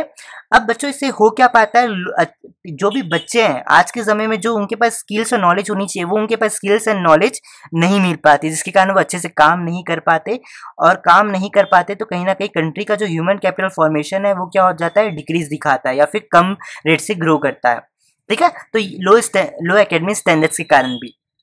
तो यहाँ पे मैंने आप सभी के साथ कुछ 5 पॉइंट शेयर की करें, ये 5 पॉइंट्स आप नोट कर लेना, ठीक है। चलो, तो बच्चों अब मुझे आपको 3 चीजें बतानी है। पहली चीज, सारी वीडियोस आपको प्लेलिस्ट में मिलेगी डिस्क्रिप्शन बॉक्स में पार्ट वाइज। सेकेंड चीज, आप रीडिंग करना, बुक रीडिंग, मेरे इस चीज को पढ़ने के बाद आप 1-2 बार बुक रीडिंग जरूर कीजिएगा।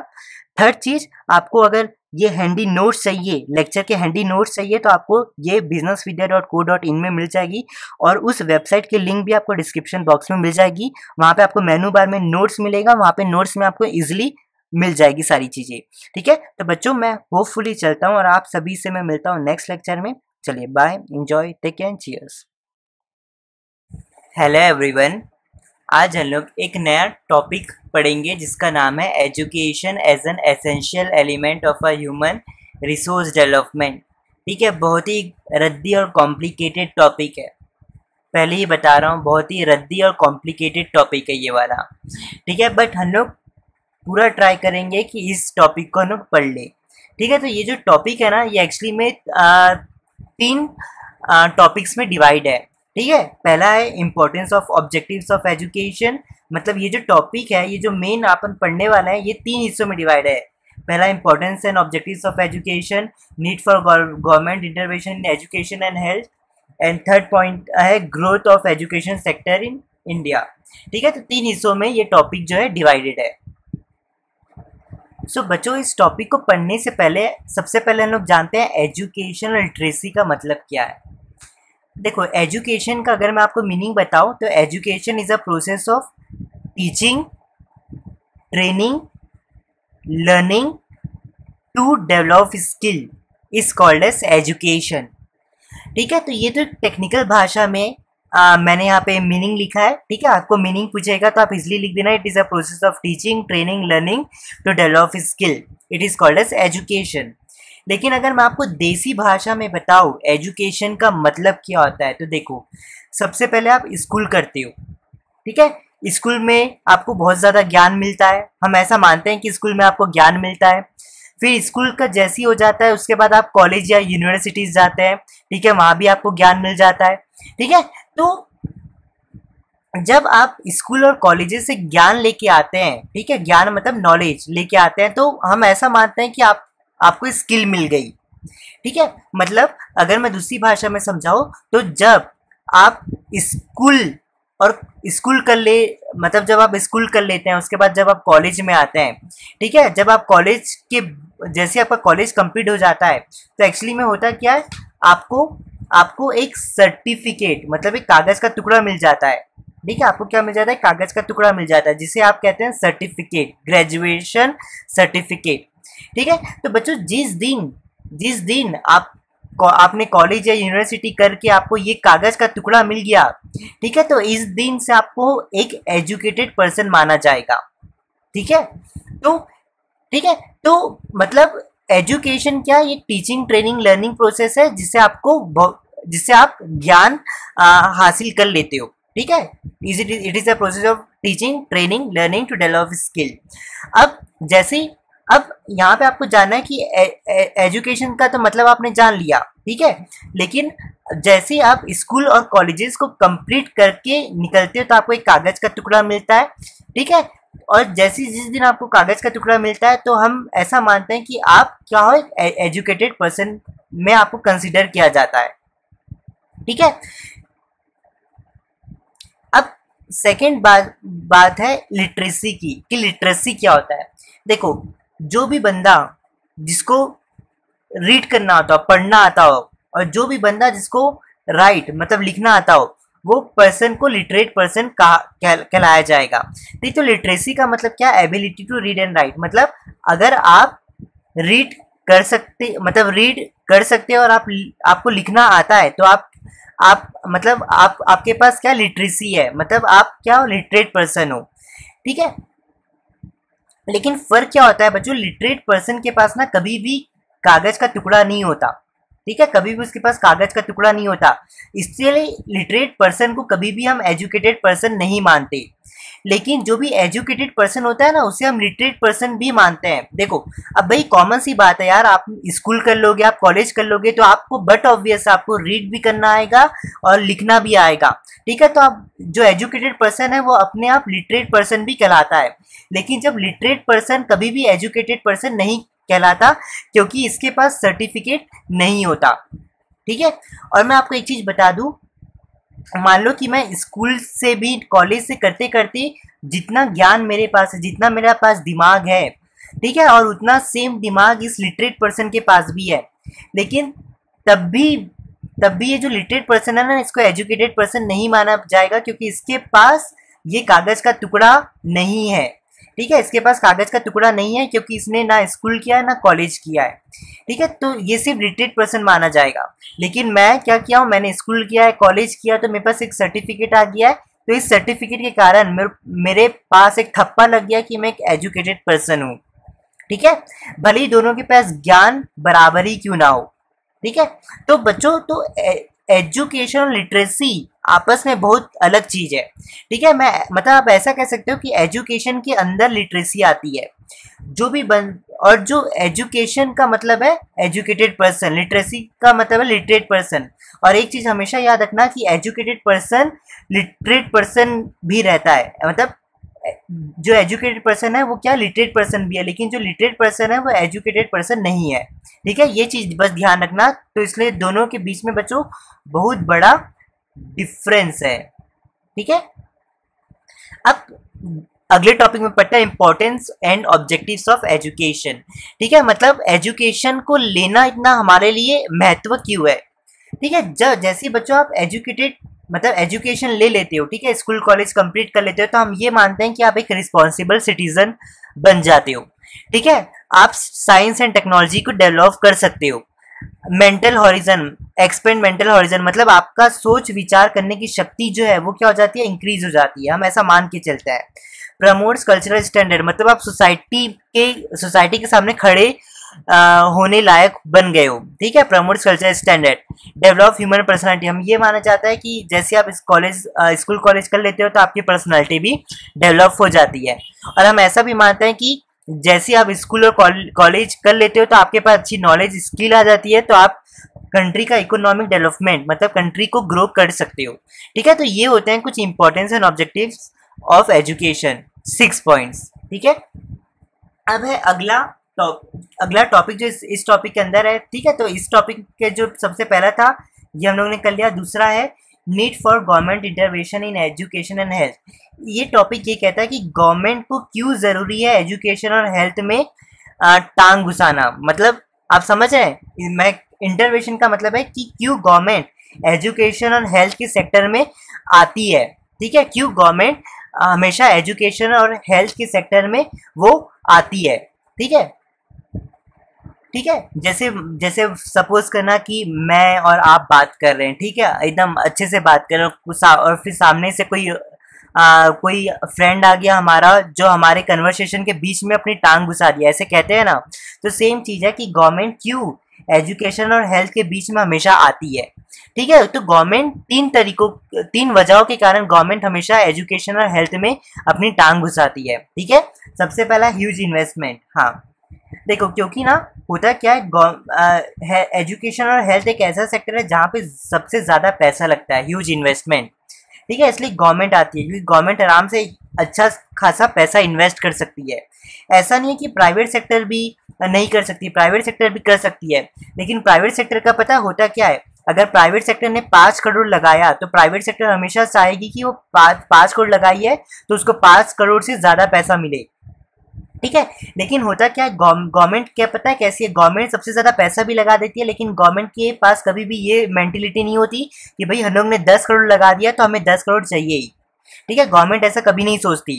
तो गवर्नमेंट क्या करती है, हमेशा ह्यूज इन्वेस्टमेंट कर देती है कि सारे लोगों का बस भला हो जाए। ठीक है, तो सबसे पहला चीज है ह्यूज इन्वेस्टमेंट के कारण क्या करती है गवर्नमेंट, हमेशा एजुकेशन और हेल्थ में पैसा लगाती है, क्योंकि उन्हें पता है कि अगर प्राइवेट सेक्टर के हाथ में लग गया तो क्या हो जाएगा, अगर प्राइवेट सेक्टर के हाथ में लग गया एजुकेशन और हेल्थ तो इतना एक्सपेंसिव हो जाएगा प्राइवेट सेक्टर के कारण कि जो भी गरीब लोग हैं वो कभी भी अपना इलाज नहीं कर पाएंगे, ना पढ़ पाएंगे। इसलिए गवर्नमेंट क्या करती है, हमेशा ह्यूज इन्वेस्टमेंट खुद ही करती है एजुकेशन और हेल्थ की फील्ड में।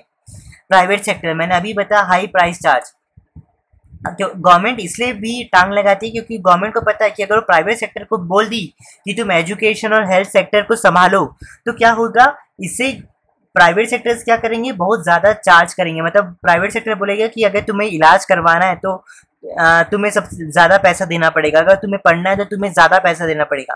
ठीक है, तो ये भी वजह के कारण क्या रहती है, गवर्नमेंट बीच में आती है और बोलती है कि नहीं एजुकेशन और हेल्थ सेक्टर में हम भी पार्टिसिपेट करेंगे।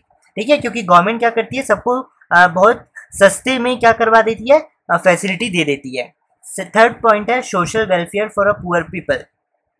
हाँ, गवर्नमेंट तीसरी वजह है जो गवर्नमेंट हेल्थ और एजुकेशन में आती है, क्योंकि गवर्नमेंट को पता है कि अगर हम लोग हेल्थ और एजुकेशन में नहीं आएंगे तो पुअर पीपल का कुछ हो नहीं पाएगा, ठीक है। इसलिए गवर्नमेंट क्या करती है, पुअर पीपल्स के कारण भी क्या करती है, एजुकेशन और हेल्थ में आती है। जैसे गवर्नमेंट पब्लिक स्कूल बनाती है, ठीक है, वहाँ पे फ्री ऑफ कॉस्ट में पूरे पुअर पीपल का आराम से हो जाता है।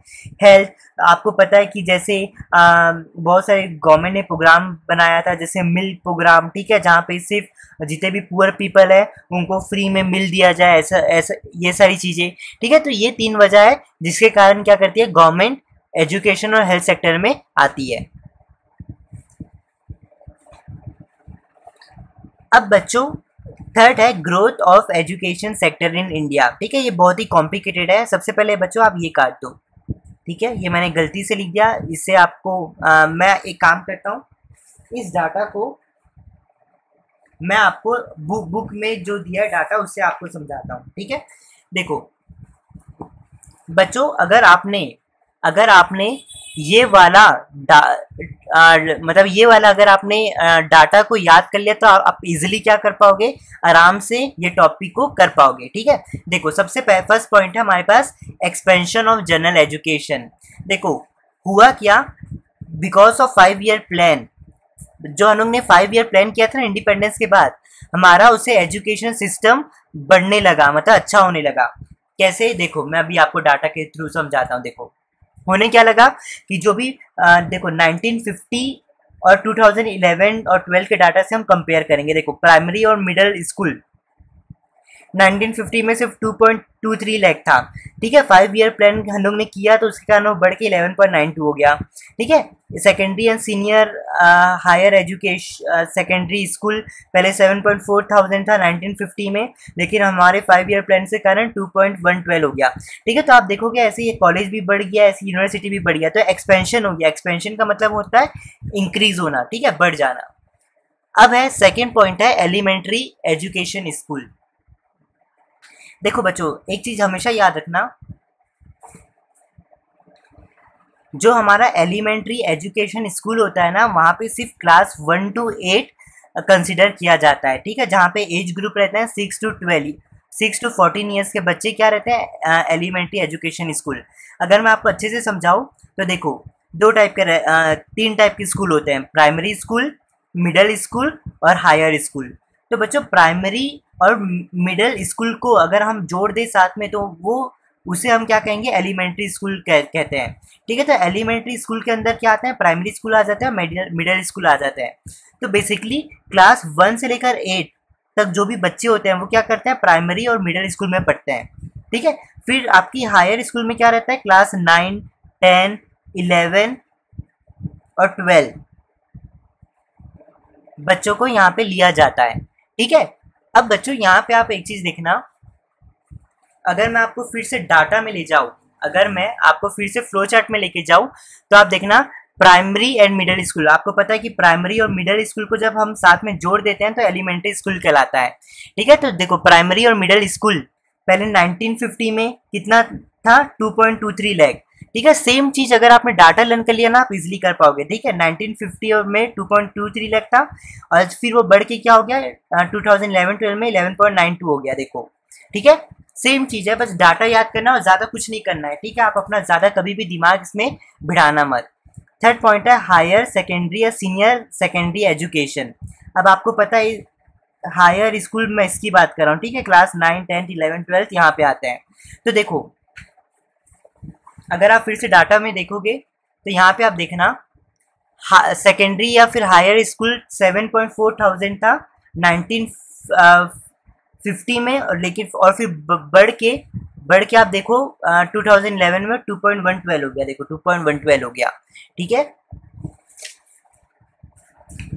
अब साथ ही साथ आपको यहाँ पे और एक चीज़ याद रखनी है कि बच्चों जैसे ही हायर सेकेंडरी मतलब ये सारी चीज़ हुई ना, तो गवर्नमेंट ने क्या कर दिया, नवोदय विद्यालय भी लाया, केंद्रीय विद्यालय भी लाया।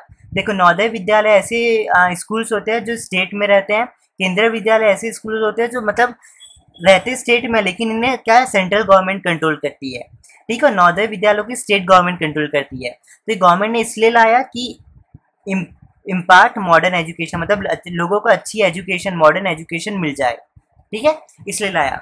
अब फोर्थ है कॉलेज या यूनिवर्सिटी। अभी आप फिर से देखो बच्चों, डाटा में जाओ, कॉलेज कॉलेज देखो कॉलेज, ठीक है, कॉलेज 2019 में सिर्फ 578 था, फिर बढ़ के 589 हो गया। देखो कॉलेज क्या हो गया, 578 था, फिर बढ़ के कितना हो गया 35829।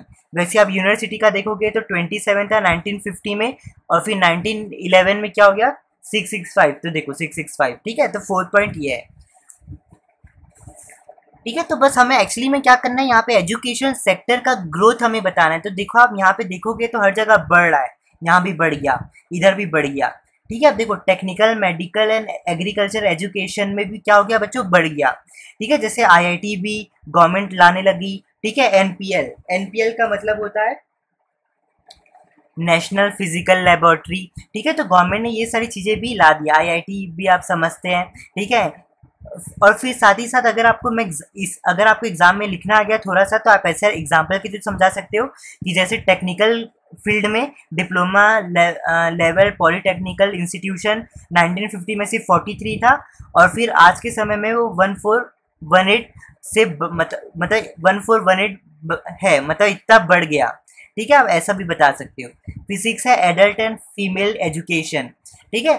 तो गवर्नमेंट ने क्या किया, एजुकेशन सेक्टर में 1988 में नेशनल लिटरेसी मिशन कमीशन बैठा दिया, जो एजुकेशन सेक्टर को संभालती थी। वैसे 1976 में गवर्नमेंट ने फॉर्मल एजुकेशन प्रोग्राम लाया, जो एजुकेशन को अच्छा ग्रोथ करने के लिए हेल्प किया। और फीमेल के लिए क्या लाया गया, फीमेल के लिए वुमेन एजुकेशनल काउंसिल भी लाया गया, ठीक है। तो बच्चों ऐसे 6 पॉइंट्स है, ज़्यादा कुछ नहीं करना है, बस बच्चों एक बार बस रीड कर लो, क्योंकि मैंने अभी आपको बताया था स्टार्टिंग में ही वीडियो के कि बहुत ही रद्दी और फालतू सा टॉपिक है, ठीक है। तो बस आपको क्या करना है, ऐसे थोड़ा थोड़ा लिख देना है, और इसको बस एग्जाम्पल के थ्रू ऐसे समझा दे रहा है। तो आप एक बार वो चार्ट को अच्छे से पढ़ लेना, ठीक है। फ्लो चार्ट जो मैंने अभी आपको बताया है, फ्लो चार्ट नहीं कह सकते, एक चार्ट मैंने जो अभी आपको बताया उसको आप कर लोगे तो इजिली आप ये टॉपिक को आराम से कर लोगे, ठीक है। तो बच्चों आपको 3 चीज़ें याद रखनी है। सबसे पहले अभी क्या, आपको बुक रीडिंग करनी है, मेरी लेक्चर्स जैसे आप लेक्चर देख लोगे आपको एक बार बुक रीडिंग करनी है अच्छे से। सेकेंड चीज़, आपको सारी वीडियोस जो है प्लेलिस्ट में मिल जाएगी फॉर फ्री, और प्लेलिस्ट की लिंक आपको डिस्क्रिप्शन बॉक्स में मिल जाएगी। थर्ड चीज, अगर आपको हैंडी नोट्स चाहिए तो ये हमारी वेबसाइट में अवेलेबल है businessvidya.co.in में, उसकी भी लिंक आपको डिस्क्रिप्शन बॉक्स में मिल जाएगी, आपको वहां से नोट्स मिल जाएंगे, ठीक है। चलिए बच्चों, इसी के साथ मैं चलता हूँ, आप सभी से मिलता हूँ नेक्स्ट लेक्चर में। चलिए bye, enjoy, take care and cheers. Hello everyone, आज हम लोग एक नया टॉपिक पढ़ेंगे जिसका नाम है education still a challenging proportion, ठीक है। ये जो टॉपिक है ये आपका ह्यूमन कैपिटल फॉर्मेशन का जो चैप्टर है उसके अंदर आता है। तो इस चैप्टर में हम लोग बेसिकली ये पढ़ने वाले हैं कि आज भी क्यों हमारा एजुकेशन, क्यों इंडिया का एजुकेशन सिस्टम बेकार है, ठीक है। क्यों इंडिया के एजुकेशन में आज भी बहुत सारे हमें चैलेंजेस फेस करने पड़ रहे हैं, ऐसा क्यों, ठीक है। तो वो अभी मैं आपको कुछ 7 रीज़न बताऊंगा जिसकी हेल्प से हम लोग जानेंगे कि क्यों आज भी हमारा इंडियन एजुकेशन सिस्टम में कुछ अच्छा हुआ नहीं है, और आज भी बहुत ज़्यादा हम चैलेंज फेस कर रहे हैं उसको इम्प्रूव करने के लिए, ठीक है। तो सबसे फर्स्ट पॉइंट है प्राइमरी रीज़न, ठीक है। तो सबसे पहला प्राइमरी रीज़न ये है कि क्यों हमारा एजुकेशन सिस्टम ज़्यादा इम्प्रूव नहीं हो पा रहा है। तो इसका यह है क्योंकि वहाँ की जो एजुकेशन की जो क्वालिटी है वो क्या होती है, पुअर होती है। इन द सेंस, इसका कहने का मतलब ये है कि भले आज भी हम हमारा स्कूल सिस्टम में, ठीक है, हम लोग अच्छे से एडुकॉम से और टेक्नोलॉजी से थोड़ा बहुत पढ़ाना चालू कर रहे हैं, लेकिन हम जो कंटेंट यूज़ कर रहे हैं वो भी 2000 पहले का हम यूज़ कर रहे हैं, मतलब इतना पुराना कंटेंट जो है आज भी हम यूज़ कर रहे हैं, ठीक है, जो कि पूरा थियोरटिकल एस्पेक्ट्स में काम करता है, ठीक है। तो इसके कारण क्या है, इंडिया एजुकेशन की जो क्वालिटी है वो थोड़ी पुअर है। सेकंड, इंफ्रास्ट्रक्चर भी पुअर है। थर्ड है पुअर ऑफ मतलब proof of resident domicile. Actually बच्चों अगर मैं आपको ये सी और ये डी पॉइंट कर दूँ तो ये ज़्यादा सही रहेगा। देखो होता क्या है, बहुत ज़्यादा डॉक्यूमेंट वर्क हो जाता है। जैसे गवर्नमेंट कहती है कि तुम्हें अगर एडमिशन लेना है कहीं पे तो तुम्हें क्या करना पड़ेगा, जहाँ तुम रहते हो उसका प्रूफ देना पड़ेगा कि तुम वहाँ के मतलब वहाँ के रहने वाले हो कि नहीं, ठीक है, तो उसे हम डोमिसाइल कहते हैं, ठीक है। वैसे ही गवर्नमेंट और भी बहुत सारे डॉक्यूमेंट्स वर्क रहते हैं, जिसके कारण क्या हो जाता है, कभी कभी कोई डॉक्यूमेंट दे नहीं पाता और वो एजुकेशन में मतलब जो लोग एजुकेशन में जाना चाहते हैं वो जा नहीं पाते, ठीक है। तो इसके कारण भी कहीं ना कहीं जो भी लोग हैं, जो भी मतलब हमारा एजुकेशन सिस्टम में भी आज भी बहुत सारे लोग इलिटरेट है, ये एक वजह है। और थर्ड है पेरेंट्स फोर्स टू पे फीस, ठीक है। अब जो भी पेरेंट्स फीस नहीं पे कर पाता, हम उनको एजुकेशन सिस्टम कहता है कि अगर तुम फीस नहीं दे पा रहे हो तो तुम अपने बच्चों को नहीं पढ़ा सकती, ठीक है। तो ये भी एक तरीके का इशू है जो कि मैंने प्राइमरी रीजन के अंदर डाल दिया है। सेकेंड है लार्ज नंबर ऑफ इलिटरेट्स। अब बच्चों लार्ज नंबर ऑफ इलिटरेट में इलिटरेट का मतलब क्या होता है, देखो आपने पिछली वाली क्लास में जान के रखा है, लिटरेसी मतलब होता है कि जो लोग पढ़ और लिख सकते हैं। तो जो लोग पढ़ और लिख सकते हैं हम उन्हें क्या कहते हैं, लिटरेट पर्सन कहते हैं, लिटरेट पीपल कहते हैं, ठीक है। लेकिन इलिटरेट क्या है, ये जस्ट लिटरेट का अपोजिट है, मतलब जो लोग नहीं पढ़ और लिख पाते हैं, ठीक है, उन्हें हम क्या कहते हैं, इलिटरेट कहते हैं, do not know how to read and write, ठीक है। तो मैं आपको एक अच्छी बात ये बताऊं, ठीक है, मतलब आपको जो इम्पोर्टेंट बात ये याद रखनी है कि कभी जो कि बच्चों इलिटरेट पीपल इन इंडिया, मतलब जो इंडिया में जितने भी लोग इलिटरेट है ना, तो वही सेम संख्या पूरी total population of the most of the countries है। मतलब एक कुछ कंट्रीज की टोटल पॉपुलेशन, उतनी पॉपुलेशन इंडिया में इलिटरेट है, ठीक है। तो ये बहुत इंडिया के लिए बहुत बेकार बात है, ठीक है। थर्ड पॉइंट है इनएडिक्वेट वोकलाइजेशन। अब देखो एक्चुअली में होता क्या है, जब आप स्कूल से पढ़ के आते हैं, फिर आप यूनिवर्सिटी या कॉलेज जाते हैं, उसके बाद कि आपके पास एक कागज का टुकड़ा आता है, ठीक है। उस कागज के टुकड़े को हम क्या कहते हैं, ग्रेजुएशन सर्टिफिकेट कहते हैं। आपकी डिग्री आ गई आपके हाथ में, ठीक है। तो इंडिया की बच्ची सबसे बड़ी खामी ये है कि वो सिर्फ डिग्री में ही फोकस करता है, डिग्री ओरिएंटेड है। India is a degree oriented country, ठीक है ना। वो सिर्फ लोगों की डिग्री पे विश्वास करता है, ना कि लोगों के दिमाग पे, ठीक है, नॉट स्किल ओरिएंटेड। इसलिए मैंने लिखा है वो सिर्फ डिग्री पे काम करता है लेकिन लोगों के दिमाग में ज्यादा काम नहीं करता, ठीक है। इसलिए इंडिया का एजुकेशन सिस्टम आज भी पीछे है। जेंडर बाइस, अब आज भी आप देखोगे कि गांव में बहुत सारे आज भी जेंडर बाइस होते हैं, मतलब फीमेल को एक्चुअली में उनके पेरेंट्स कहते हैं कि तुम पढ़ नहीं सकते, तुम्हें पढ़ने का कोई एक्चुअली में फायदा नहीं है, ठीक है। तो वो क्या, उनके पेरेंट्स जो रहते हैं वो फीमेल पे, मतलब जो भी लड़की रहती है उनके पे इन्वेस्ट नहीं करते, उनके एजुकेशन में इन्वेस्ट नहीं करते, ठीक है। क्योंकि जो भी आज आज भी जो भी गांव के पीपल है उनके पास बच्चों ऑर्थोडॉक्स एटीट्यूड है। ऑर्थोडॉक्स एटीट्यूड मतलब पुराने जमाने का एटीट्यूड, ठीक है। या फिर जो बहुत नीचे या फिर जो बहुत बेकार सोच रखने वाले हैं, तो उनके जैसा मतलब ऑर्थोडॉक्स एटीट्यूड ऑफ पीपल के कारण आज भी जो फीमेल्स है वो क्या कर रही है, जेंडर वाइज, मतलब वो एजुकेशन में जा नहीं पा रही अपनी फैमिली के कारण, ठीक है। अब फिफ्थ पॉइंट है लो रूरल एक्सेस लेवल। अब बच्चों इसका मतलब क्या है, देखो जो भी आज भी रूरल पीपल है, ठीक है, वो कहीं ना कहीं बेसिकली मतलब rural people in the sense आप ऐसे कह सकते हो कि जो पीपल टाउन में रहते हैं, छोटे छोटे विलेज में रहते हैं, गाँव गाँव में, उन्हें हम क्या कहते हैं, रूरल पीपल कहते हैं, ठीक है। तो जो रूरल पीपल है ना, ये आज भी एजुकेशन जो है वो नहीं ले पा रहे हैं, ठीक है। इसलिए यहाँ पे मैंने क्रॉस कर दिया, एजुकेशन नहीं ले पा रहे हैं, ठीक है। तो इसलिए आज भी एजुकेशन जो है वो हमारा पीछे है। सिक्स पॉइंट है बच्चों प्राइवेटाइजेशन। अब प्राइवेटाइजेशन आप जितने भी स्कूल्स देखते हो, ठीक है, जितने भी प्राइवेटाइजेशन स्कूल्स हैं, वहां पे क्या रहता है बच्चों, फीस जो रहती है उनकी बहुत ज्यादा रहती है, ठीक है। और उसके हिसाब से आपको फैसिलिटी भी वो ज्यादा देते हैं, ठीक है, फैसिलिटी भी वो क्या करते हैं, ज्यादा देते हैं। तो बच्चों यही चल के क्या हो जाता है, प्राइवेटाइजेशन स्कूल के कारण क्या हो जाता है, प्राइवेटाइजेशन स्कूल सिस्टम के कारण रिच और पुअर के बीच का जो गैप है, ठीक है, वो और बढ़ जाता है। मतलब जो बच्चा बहुत सस्ते स्कूल में पढ़ रहा है, ठीक है, उसको कहीं ना कहीं बहुत बेकार लगता है। क्यों बेकार लगता है, इसलिए बेकार लगता है कि जो बड़े बड़े स्कूल में जो बच्चे पढ़ रहे हैं उनके कारण उन्हें थोड़ा बेकार लगता है। उन्हें लगता है कि यार उनके पास फैसिलिटी भी सारी ज़्यादा है, अच्छे स्कूल में जा रहे हैं, अच्छा रेपुटेड स्कूल में जा रहे हैं, वहाँ पे उनको अच्छी मतलब उनकी वैल्यू भी बढ़ेगी। तो मतलब कहीं ना कहीं ऐसा पुअर लोगों के पास ऐसा मेंटेलिटी हो जाता है, और कहीं ना कहीं रिच के पास भी ऐसी मेंटेलिटी हो जाती है कि अरे यार वो तो छोटे स्कूल से है करके, वो छोटे कॉलेज या यूनिवर्सिटी से है करके, तो ये हमारे लेवल का नहीं है, ठीक है। तो कहीं न कहीं ये जो थोड़ी मेंटालिटी आ जाती है ना, तो ये क्या क्रिएट कर देता है, एक तरीके से रिच और पुअर के बीच में क्या कर देता है, गैप को इंक्रीज़ कर देता है, ठीक है। जिसके कारण भी हमारा एजुकेशन सिस्टम कहीं ना कहीं अभी भी पीछे है। ठीक है, अब 7th है लो गवर्नमेंट एक्सपेंडिचर ऑन एजुकेशन। हाँ, गवर्नमेंट हमेशा क्या करती है बच्चों, प्रॉमिस करती है कि हम ये कर देंगे वो कर देंगे ये सारी चीज़ें, लेकिन गवर्नमेंट क्या करती थी, एजुकेशन के लिए भी प्रॉमिस करती थी, लेकिन वो प्रॉमिस को वो कभी फुलफिल नहीं कर पाती थी। ठीक है, वो प्रॉमिस को क्या करती थी, कभी फुलफिल नहीं कर पाती थी, मतलब उस जो प्रॉमिस उन्होंने गवर्नमेंट ने किया उस प्रॉमिस को वो निभा नहीं पाई, उसे हम फुलफिल कहते हैं। ठीक है, तो जो गवर्नमेंट प्रॉमिस करती थी उसे कभी फुलफिल नहीं कर पाती थी।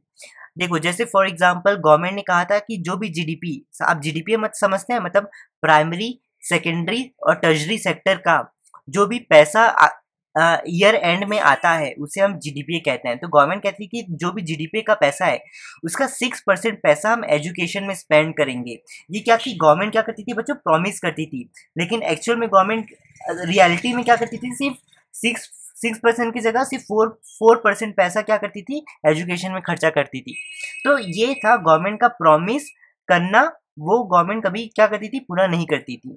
ठीक है, तो ये इसके कारण भी क्या करती थी गवर्नमेंट, कहीं ना कहीं क्या करती थी, 6% बोलती थी लेकिन करती 4% थी। तो कहीं ना कहीं वो क्या करती थी, लो गवर्नमेंट एक्सपेंडिचर, मतलब एजुकेशन में खर्चा जो है बहुत कम करती थी। ठीक है, तो ये 7 रीजन है जिसके कारण कहीं ना कहीं आज भी हमारा एजुकेशन सिस्टम बहुत सारी प्रॉब्लम्स और चैलेंजेस फेस कर रहा है और आज भी हमारा एजुकेशन सिस्टम पीछे है। ठीक है, तो सबसे पहला reason primary, large number of illiterate, uneducated vocationalisation, gender bias, low rural access level, privatisation, low government expenditure on education. तो ये 7 रीजन है। ठीक है, तो ये आप नोट कर लेना और 3 बातें ये ध्यान रखना है आपको। सबसे पहली बात ये, आपको बुक रीडिंग करना है। सेकेंड बात ये कि आपको सारी वीडियोस हर चैप्टर की प्लेलिस्ट में मिलेगी और इस चैप्टर की भी मैंने प्लेलिस्ट में डाली है और उस प्लेलिस्ट की लिंक आपको डिस्क्रिप्शन बॉक्स में मिल जाएगा। थर्ड चीज, अगर आपको नोट्स चाहिए, ये हैंडी नोट्स चाहिए, ठीक है, तो आप क्या करना, नीचे एक वेबसाइट की लिंक दी गई है businessvidya.co.in, वहां पे जाना। आपको जैसे ही जाओगे तो आपको वो वेबसाइट में ले जाएगी, वेबसाइट में आपको नोट्स करके दिखेगा मेन्यू बार में, और वहां से इजिली नोट्स क्या कर सकते हो, डाउनलोड कर सकते हो। ठीक है, तो बच्चों ये 3 चीजों का ध्यान रखिएगा। चलिए बच्चों, मैं चलता हूँ और आप सभी से मिलता हूँ नेक्स्ट लेक्चर में। चले bye, enjoy, take care, cheers. Hello दोस्तों, इस वीडियो में हम इस वेबसाइट का एक पूरा ओवरव्यू देखते हैं। सो ये जो वेबसाइट है ये बिजनेस विद्या है, लेकिन जो बिजनेस विद्या है वो ऑपरेट करती है बिंग कॉमर्स के अंदर। ठीक है, सो सबसे पहले तो बिंग कॉमर्स आप देख सकते हो, ये एक बहुत बड़ा कम्युनिटी है, कॉमर्स कम्युनिटी है। आप देख सकते हो इंस्टाग्राम में हमारे इतने ज़्यादा फॉलोअर्स हैं, अभी काफ़ी ज़्यादा और बढ़ गए हैं। ठीक है, अभी 64,000 तक पहुँच गए हैं। आप फॉलो कर सकते हो इंस्टाग्राम, इस बटन को क्लिक करके। आपके जैसे बहुत सारे कॉमर्स वाले बच्चे यहाँ पे सारे हमारे फॉलोअर्स हैं। सेम चीज़ आप देख सकते हो यूट्यूब में, इतने फॉलोअर्स है 12,000 अराउंड, आप सब्सक्राइब कर सकते हो यूट्यूब में भी। और हमारे फेसबुक में 1 लाख फॉलोअर्स है, या फिर मैं कह सकता हूँ 100,000 फॉलोअर्स है। ये भी सारे कॉमर्स वाले बच्चे हैं जैसे आप हो, आप हमें यहाँ भी जाके फॉलो कर सकते हो। ठीक है, तो ये हमारी पूरी कम्युनिटी है, कॉमर्स की कम्युनिटी, आप ज़रूर ज्वाइन कीजिए। यहाँ पे आपको मीम्स मिलेंगे, वैल्यूएबल इंफॉर्मेशन मिलेगी रिगार्डिंग कॉमर्स, प्लस आपको बहुत सारी टिप्स एंड ट्रिक्स मिलेगी करियर के बारे में, डिजिटल मार्केटिंग के बारे में एंड मेक मनी के बारे में। ठीक है, सो प्लीज़ ज़रूर से ज्वाइन कीजिए हमारी कम्युनिटी को। ठीक है, अब देखो दोस्तों, ये वेबसाइट को ऑपरेट कैसे करना है। तो देखो सबसे पहले तो आप यहाँ पे देख सकते हो, होम है, पोस्ट है, केस स्टडी है, डाउनलोड है और कॉन्टैक्ट अस है। तो पोस्ट में क्या है, अगर आपको बिजनेस स्टडीज़ की कोई भी नोट्स को पढ़ना है, फॉर एग्जांपल क्लास 11th आप में क्लिक करोगे तो यहाँ पे क्लास 11th की बिजनेस स्टडीज़ के पूरे आर्टिकल्स आपको मिल जाएंगे, तो आप यहाँ पे रीड कर सकते हो। देख रहे हो, बस फॉर एग्जांपल आपको स्मॉल बिजनेस पढ़ना है तो कंटिन्यू रीडिंग में क्लिक कीजिए और आप यहाँ पे पूरा स्मॉल बिजनेस के बारे में सारी चीज़ पढ़ सकते हो। सिमिलरली अगर आप पोस्ट में वापस क्लिक करेंगे तो यहाँ पे आपको क्लास 12th का भी ऑप्शन मिलेगा। अगर आप क्लास 12th में क्लिक करोगे तो यहाँ पे बिजनेस स्टडीज़ की सारी क्लास 12 के नोट्स आपको पढ़ने के लिए मिल जाएंगे। अब हम बात करते हैं केस स्टडीज़ की। सो दोस्तों, केस स्टडी में क्या है, यहाँ पे हमने आपको लिंक प्रोवाइड करके दिया है। ठीक है, सिर्फ क्लास 12 के लिए हमने प्रोवाइड करके दिया है। तो यहाँ पे आप देख सकते हो, अगर आप यहाँ पे कोई भी चैप्टर में क्लिक करोगे, ठीक है, फॉर एग्जांपल मैंने बिजनेस एनवायरनमेंट में क्लिक किया तो यहाँ पे आपको बिजनेस एनवायरनमेंट का एक पूरा PDF मिलेगा, देख सकते हो कुछ इस तरीके से। तो यहाँ पे बहुत सारे हमने केस स्टडीज़ प्रोवाइड करके दिए हैं जिसके सॉल्यूशन भी आपको यहाँ पे मिल जाएंगे। आप इसे सिंपली यहाँ पे क्लिक करके आप ऐसे डाउनलोड कर सकते हो और इसका प्रिंट आउट निकाल के आप पढ़ सकते हो। ठीक है, तो यहाँ पे आप कहीं भी क्लिक करोगे, फॉर एग्जांपल कंट्रोलिंग में, तो कंट्रोलिंग का केस स्टडी खुल जाएगा, आप सबको डाउनलोड करके प्रिंट आउट करके आप पढ़ सकते हो। ठीक है, तो ये हो गया दोस्तों केस स्टडी के बारे में। अब हम ऊपर जाएंगे, यहाँ पे आपको डाउनलोड्स का ऑप्शन दिखेगा, आप डाउनलोड्स में क्लिक करोगे तो दोस्तों यहाँ पे आप देख सकते हो क्लास 11th की हमने इंग्लिश की हॉर्नबिल प्रोवाइड करके दिया। अगर आपको क्लास 11th की इंग्लिश की नोट्स पढ़ना हो, क्वेश्चन आंसर पढ़ना हो, तो आप यहाँ से हमारी पीडीएफ डाउनलोड कर सकते हो। ठीक है, यहाँ पे आप देख सकते हो माइक्रो इकोनॉमिक्स और मैक्रो इकोनॉमिक्स अगर आपको पढ़ना है तो यहाँ से आप उसको क्लिक करके आप वापस एक पीडीएफ को डाउनलोड कर सकते हो और आप सारे क्वेश्चन आंसर नोट्स सारे इस पीडीएफ के अंदर मिलेंगे। फॉर एग्जाम्पल अगर मैं क्लास 11th का फॉर एग्जाम्पल स्नैपशॉट खोलता हूँ इस तरीके से, लेकिन आपको एक चीज़ याद रखनी है कि यहाँ पे आपको हर पीडीएफ का एक पासवर्ड मिला है। आप देख सकते हो यहाँ पे हमने लिखा है this book will ask for password. So आपको अगर इस हॉर्नबिल और स्नैपशॉट खोलना है तो उसके लिए आपको ये पासवर्ड यूज़ करना पड़ेगा, I am being commerce follower. Similarly अगर आपको क्लास 12 का करना है तो आपको फिर से I am being commerce follower password को यूज़ करना पड़ेगा।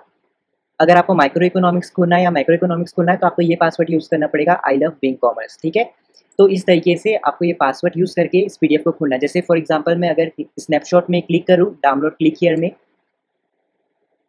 सो दोस्तों आप देख सकते हो ये है पासवर्ड मांग रहा है। ठीक है, तो इस पासवर्ड को ओपन करने के लिए आपको क्या करना पड़ेगा, जैसे कि मैंने बताया अगर आपने स्नैपशॉट खोला है तो आपको ये पासवर्ड यूज़ करना पड़ेगा, ये पूरा। ठीक है, एज इट इज़ कॉपी करना है पासवर्ड को और एज इट इज़ पेस्ट करना है। ठीक है, लाइक दिस, जैसे यहाँ पे मैंने कॉपी किया, यहाँ पे मैं क्या कर दूंगा, इसे पेस्ट कर दूंगा, या आप मैनुअली इसे जाके लिख सकते हो I am being commerce followers, but make sure that सारी चीज़ कैपिटल लेटर में। ठीक है, फिर इसको सबमिट करना। फिर दोस्तों आप देख सकते हो कि ये पीडीएफ जो गया ओपन हो गया है। अब आप इसको पढ़ सकते हो, वापस इसको डाउनलोड करके इसका प्रिंट आउट निकाल के आप पढ़ सकते हो।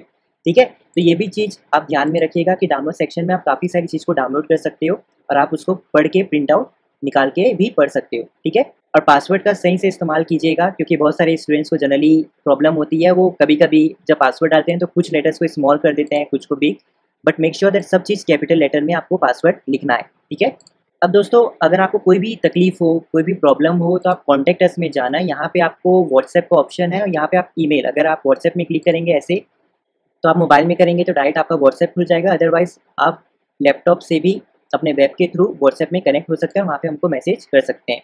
और सेकंड ऑप्शन है ईमेल अस का, सो आप यहाँ पे क्लिक करेंगे तो हमारा ईमेल बॉक्स जो है वो ओपन हो जाएगा। कुछ इस तरीके से यहाँ पे आप सब्जेक्ट लिखिएगा जो भी आपको प्रॉब्लम है और उसका डिस्क्रिप्शन आप पूरा यहाँ पे लिख के एक्सप्लेन कीजिएगा, इमेजेस हमें शेयर कीजिएगा कि हमको ईजी पड़े। आप जितना ज़्यादा अच्छे से हमको अपनी तकलीफ बताएंगे उतना अच्छे से हम आपकी सारी प्रॉब्लम्स को सॉल्व कर देंगे। उसके बाद आपको क्या करना है, ईमेल को सेंड कर देना है। ठीक है, तो हम आपको रिप्लाई कर देंगे। अब दोस्तों हमारे पास क्योंकि बहुत सारे स्टूडेंट्स हैं, ठीक है, 8-10 हज़ार स्टूडेंट्स हैं जिनके मैसेज आते हैं और हम काम करने वाले काफ़ी कम हैं, तो ऐसा भी हो सकता है कि कभी कभी 1 हफ्ता लग जाए आपका रिप्लाई करते करते, 2 हफ्ता लग जाए। ठीक है, क्योंकि हमारी भी एक प्रॉब्लम है, हम बहुत लिमिटेड स्टाफ से आप सबकी हेल्प कर रहे हैं, तो ये भी थोड़ा ध्यान में रखिएगा, हाइपर मत होइएगा, हम रिप्लाई ज़रूर करेंगे लेकिन टाइम भी लग सकता है। ठीक है, तो ये जो चीज़ थी मेरे को आपको बतानी थी। अगर आप अगेन होम में क्लिक करोगे तो आप अगेन होम के यहाँ पे आप पहुँच जाओगे। ठीक है, तो ये जो चीज़ थी मैंने सारी आपको बता दी। आप डायरेक्ट यहाँ क्लास 11th में भी क्लिक करेंगे या क्लास 12th में, फॉर एग्जाम्पल आपने क्लास 12th में क्लिक किया तो यहाँ से भी आप सब चीज़ देख सकते हो। अगर आपको केस स्टडी में जाना है तो आप डायरेक्ट क्लिक करोगे, केस स्टडी में पहुँच जाओगे, यही वाले लिंक में वापस से डाउनलोड कर सकते हो। नोट्स चाहिए तो क्लिक यहाँ नोट्स में क्लिक करोगे, आपको वापस क्लास 12 के नोट्स मिल जाएंगे। आपको यहाँ पे इंग्लिश का बुक मिल जाएंगे, फ्लेमिंगो विस्टा, इसको आप क्लिक करोगे और पासवर्ड करोगे तो पूरा पीडीएफ आप डाउनलोड कर सकते हो, जहाँ पे हमने आपको नोट्स भी प्रोवाइड किया, क्वेश्चन आंसर भी प्रोवाइड किया इंग्लिश के। सेम आपको माइक्रो इकोनॉमिक्स में भी वही चीज़ मिलेगी। अगर आप वापस से लोगो में क्लिक करोगे तो होम पेज में पहुँच जाओगे।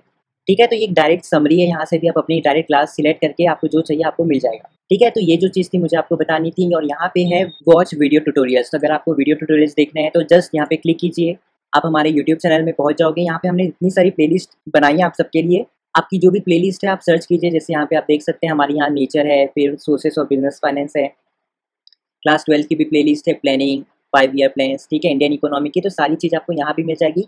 बस हमारे चैनल के बीइंग कॉमर्स में सर्च कीजिएगा, यूट्यूब में प्लेलिस्ट में आइएगा, सारी वीडियोस यहाँ पे, और मैं कह सकता हूँ आप सारी प्लेलिस्ट को सर्च कीजिए और जो भी आपको पढ़ना है आप यहाँ से पढ़ के उसका पूरा एक वीडियो ट्यूटोरियल देख सकते हो। ठीक है, तो यहाँ से क्लिक करके आप प्लेलिस्ट में चले जाओगे। फिर यहाँ से वही नोट्स का अगर यहाँ क्लिक करोगे तो वापस नोट्स के एरिया में पहुँच जाओगे। ई बुक्स को डाउनलोड करना अगर यहाँ पे क्लिक करोगे तो वापस से यही डाउनलोड सेक्शन में पहुँच जाओगे।